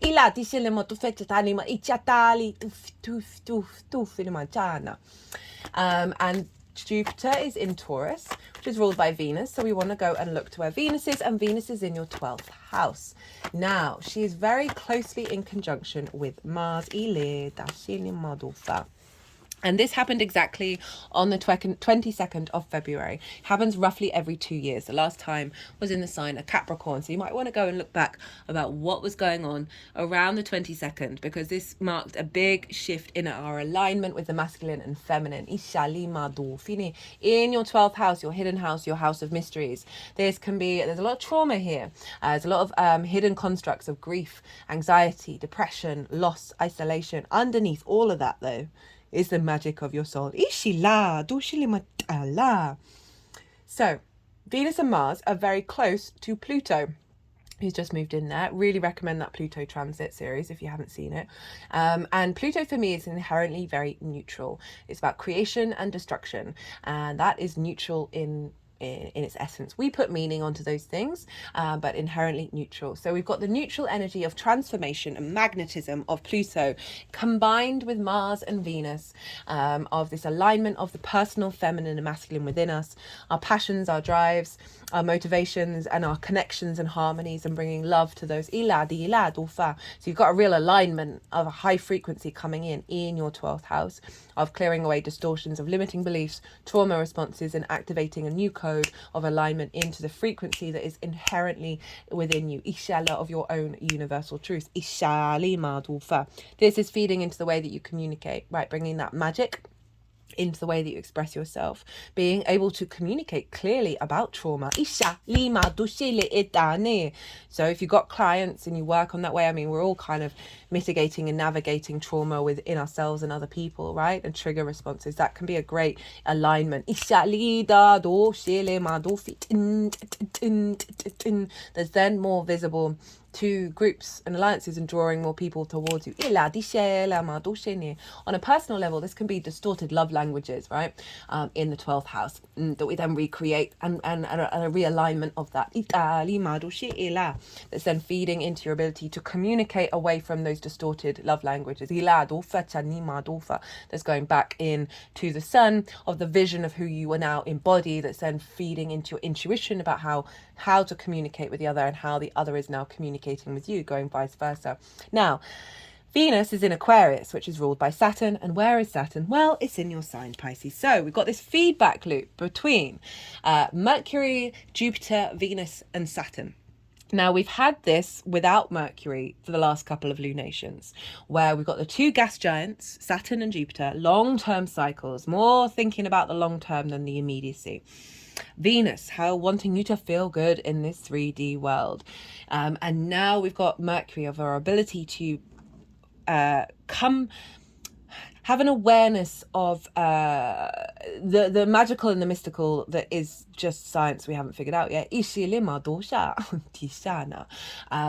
That is facts that's just unseen to us, these possibilities that are beyond our rational comprehension. So this can be an elevation of your understanding of self, which is then drawing towards you, either in current relationships and activating new upgrades, as well as with new relationship dynamics coming in. Right, that is everything I'm going to talk about. And we're going to...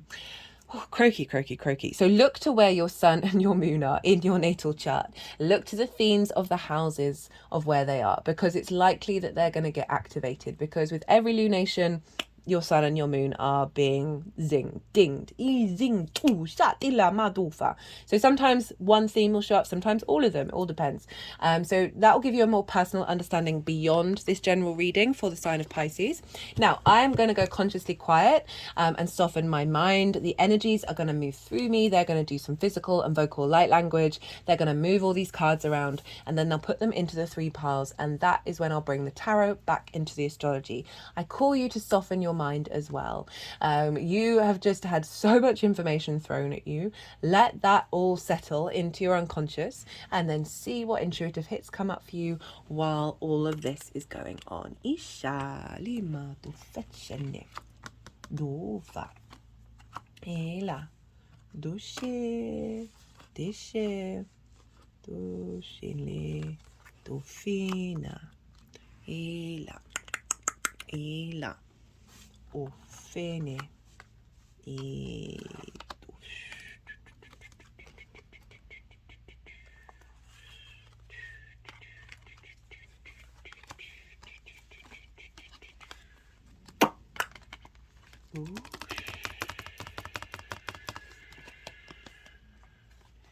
ishata ela tufa di sela o shinima doshi iyanama Ola ili dena do shenema it do it sha it douche douche di do fa di la do she ne ish iya ngeyam iya i do usha isha.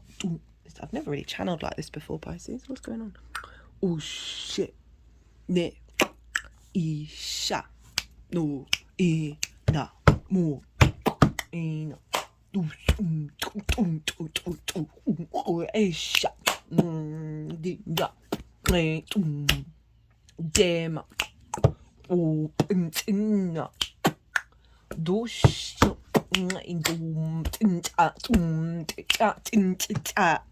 ya do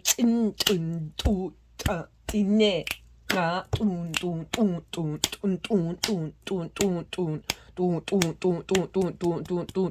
shatan itela do shit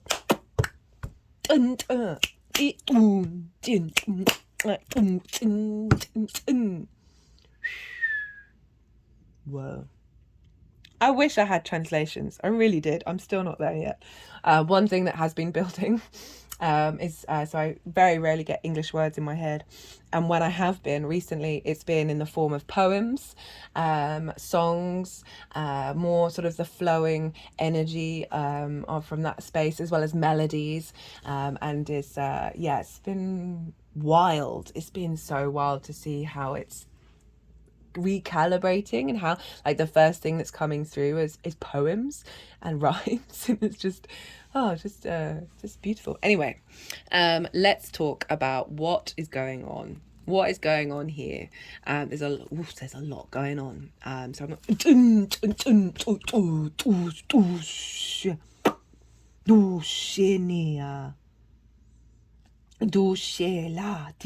they've got the cards over the heart chakra.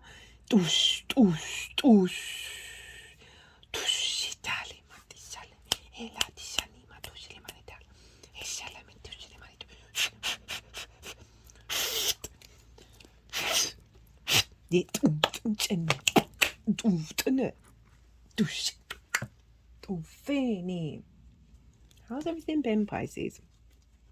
So it feels like they're clearing away some deep, stuck energy. You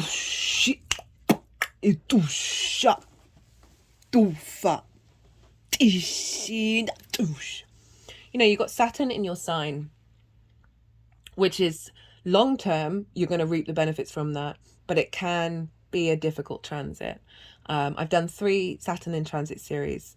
The first I still really recommend, because I talk more about the big themes of Saturn being in Pisces in those introductions, as well as the Pisces rising sign of what Saturn in the first house represents.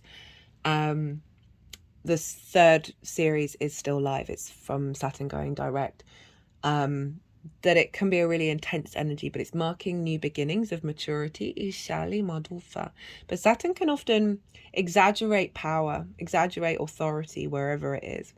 And it's in your first house. There's an element of you navigating that dynamic. And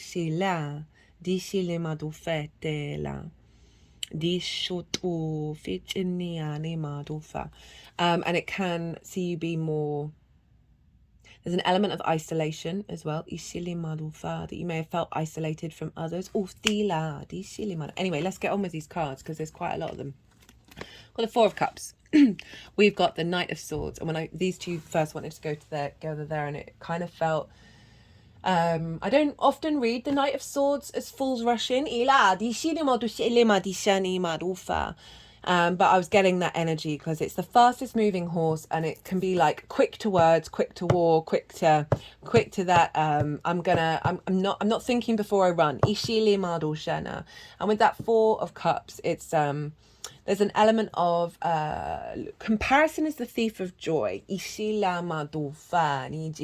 And making rash actions around the outward understanding of existence. That probably doesn't make much sense, but it's rather than exploring your own inner wonder of looking out into the world and being like, well, I don't have this, that, and maybe then making rash decisions about connecting to the other, or there's been some dissatisfaction with what's been going on with the other, and there's sort of the element of making rash choices, as well as also the other side of the Knight of Swords is an embodiment of a new idea. There's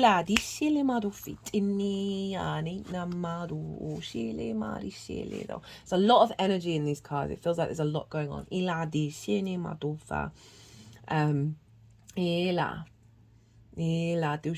just trying to see if anything else wants to come through with those ones.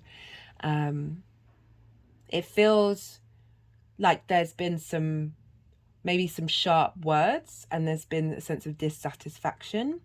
And it might not be words with others. It may be internally of what the other means to you, and how the other is showing up.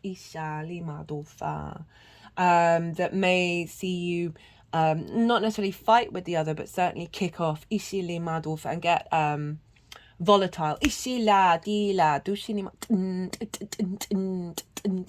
has all been part of the process from that Virgo new moon. We got the 10 of Wands and the 7 of Wands as well, with Judgment over the top. 10 of Wands is a sense of burden. There's a sense of perhaps doing all the heavy lifting when it comes to relationships. with the other, of just feeling that there's a weight and there's a burden and there's a responsibility there that isn't liberating. There's a sense of weariness,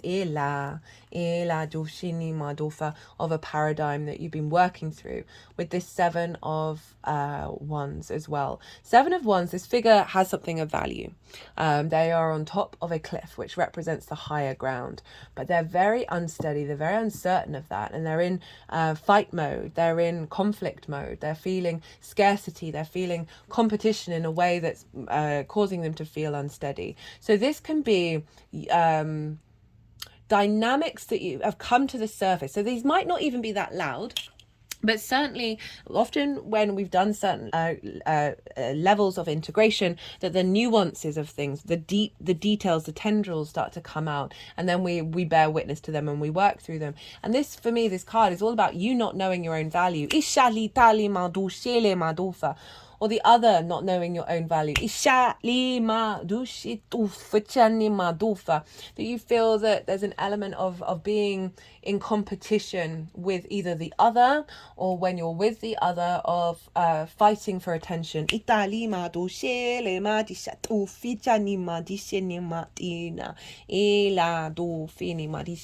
Of just overall of not really fully appreciating your own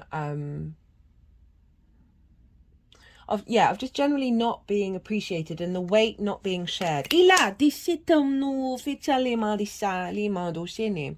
got Judgment, then Strength, Seven of Pentacles, Six of Swords. So we've got two sevens showing up here. And Judgment is Pluto, right? So Pluto, this is about resurrection.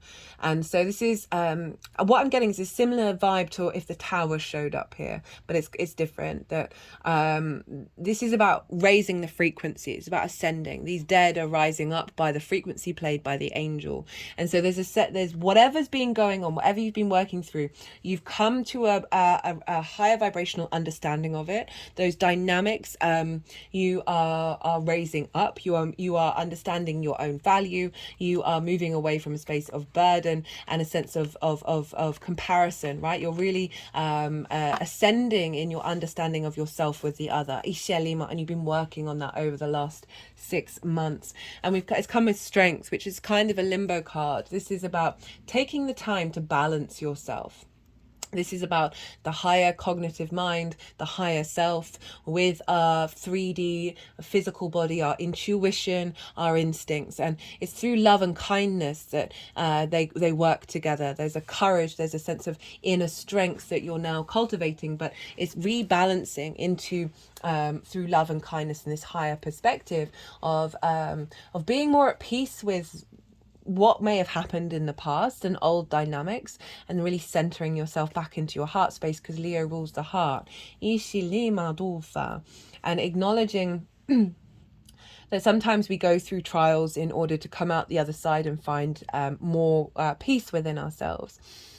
And we've got the Seven of Pentacles with the Six of Swords. And the Seven of Pentacles is new seeds being planted with this new frequency that you've been working with, having gone through a bit of a tempestuous time, but these things are still growing. They've still been cultivating over the last 6 months. And it's with the Six of Swords of saying, you've moved from difficult waters, whether that's internally or externally, and there's a limbo phase, because we're heading to the completion of it, right, of the full integration. And you're heading to the calmer waters. You see how still that water is, but you're only taking with you a certain number of ideas and constructs that will help you survive and thrive in the new landscape. And so that element of that Fool's rush in, of that Knight of Swords, right? It kind of feels like you've been trying and testing different things and really getting to the root of it. And with this sixes are very protected, of you are being guided into a new landscape with the clarity of knowing what are your needs. How do you want to be nourished? What serves the dynamic of self and other? That brings about a sense of calm and abundance. Right. Then we've got the powerhouse showing up here, we've got for the energy of this moon, or it's going to be downloaded into your vessel, we've got the Queen of Cups, the Four of Pentacles, the Queen of Pentacles, the King of Pentacles, the Page of Pentacles. Big pentacle energy. But first, what I love about this is we've got the Queen of Cups and the Four of Pentacles. Now, the Queen of Cups for me is serenity. She has the capacity to look so far into the future, but she is still serene. So it's moving away from worry and fear. There's serenity and surrender. She's very nurturing and nourishing to your emotional body, right? To your intuition. And so this energy is coming through of deep nourishment when it comes to the self and the other. And you intuitively knowing what direction to go in to facilitate relationships that match your soul's frequency. And this can often mean like not necessarily prioritizing the other, of serving all of your needs. When we are more centered within ourselves, we are more at peace with ourselves. It often then brings in this higher frequency. And so what I'm getting is a sense of ease in your emotional body, a sense of calm, and a sense of being at peace in this dynamic. And it's doubly backed up by the Four of Pentacles. I love the Four of Pentacles. It gets a bad rep, but this is big power energy. This figure has a crown. They are sovereign. So even though they are minor arcana, they've still got a crown. And they've got, in this deck, peace symbols underneath their feet chakra, heart, and crown chakra. So there's a sense of protection and peace. So this is, what this symbolizes is inner strength, inner stability, inner protection, stability, like groundedness, that is then manifest in the outside world, right? So like really being centered within yourself and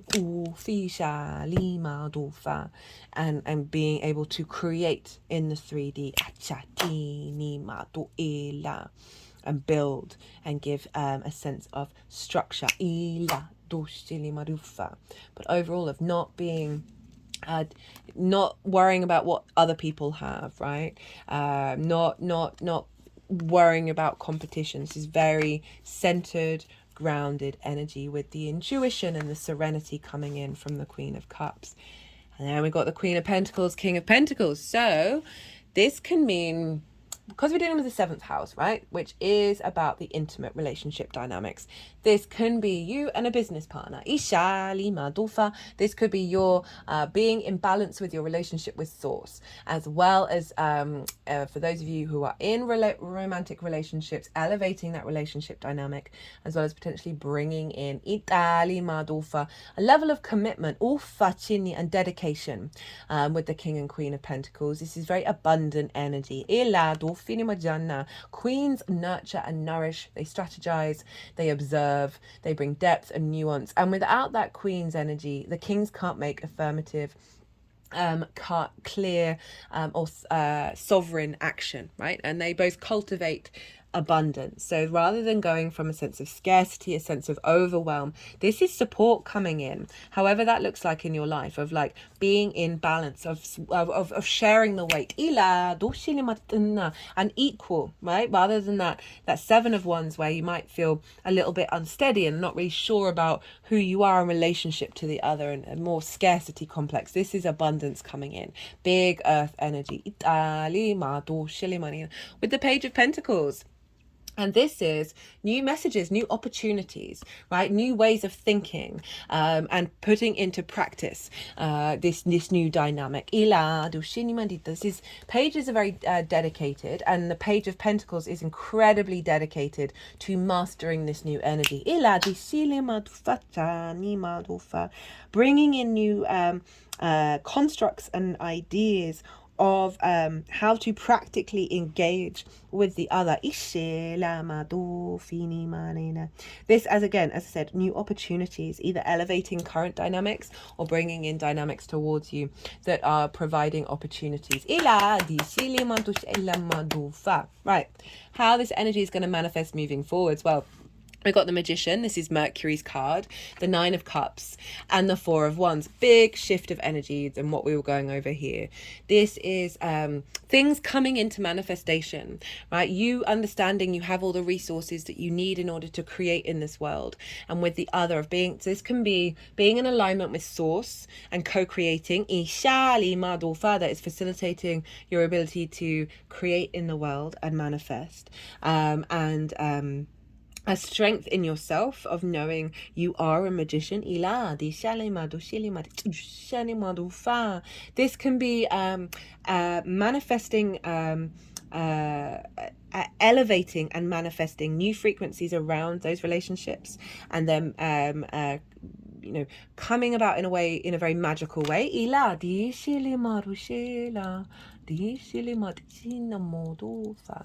With the Magician, there's an element of respect of what you're bringing to the table. And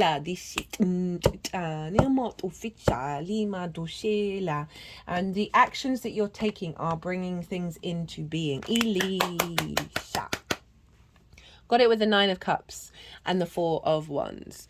And the Nine of Cups is about emotional contentment, an inner space of abundance and gratitude. This also can be about wish fulfillment. So for some of you, this is drawing in the Magician energy into your life. And it will come up business partner, long-term committed relationship, as well as source. It's bringing about a sense of emotional fulfillment. In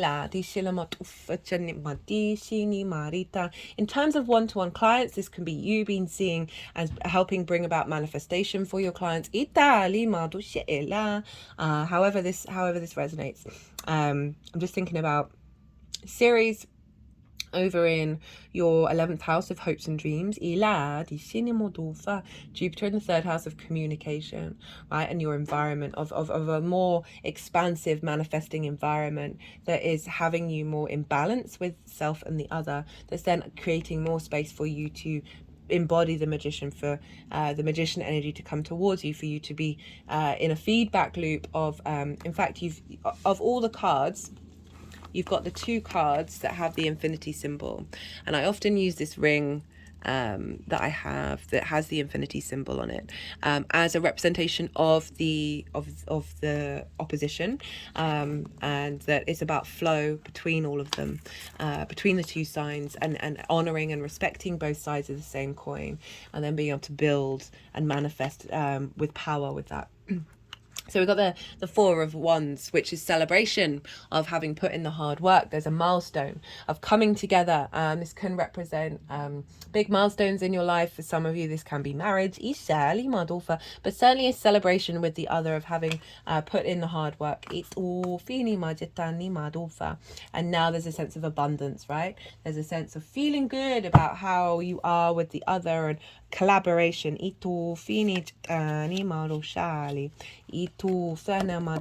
That's leading to as I said, just feeling good about yourself, and your manifestation coming to fruition. We've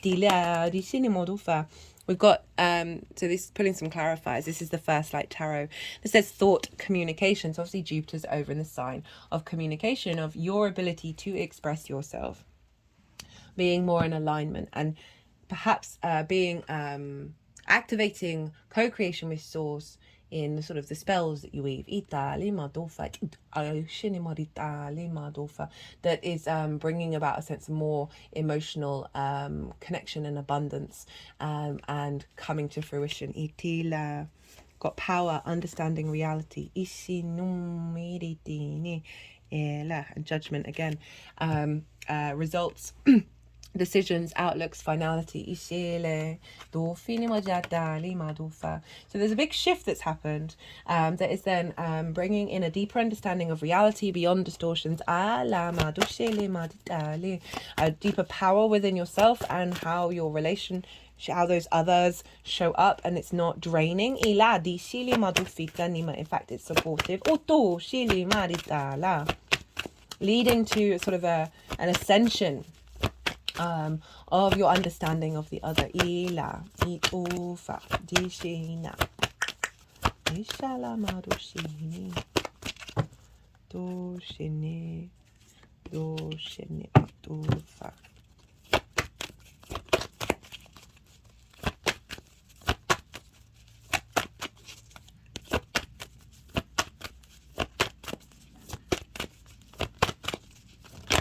Yay. Okay, we've got spirituality and spiritual partnership.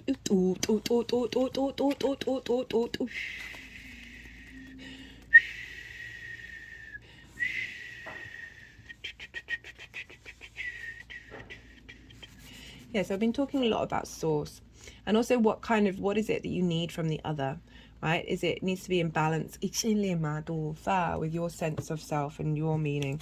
So this is an elevation of those relationship dynamics where they have more meaning. So there we go, clarification, domestic harmony. So whether this means somebody's coming into your life, like I'm always really wary of that, because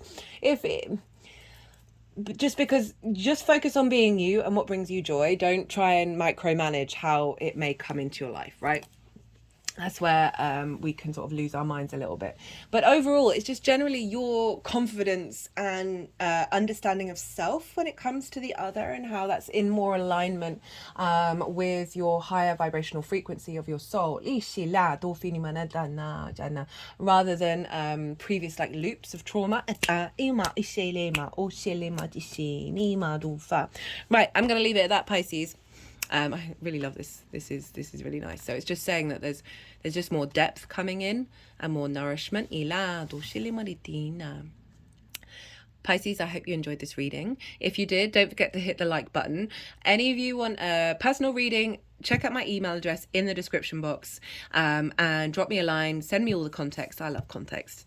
My Virgo sun loves it. And we'll figure out whether it's just a natal chart reading, bring some tarot in, whether it's just tarot or some channeling, bring them all together. Do let me know. We'll figure something out. I love to tailor to the client. And other than that, Pisces, be good to yourself, be good to those around you, and most importantly, be well until we meet again.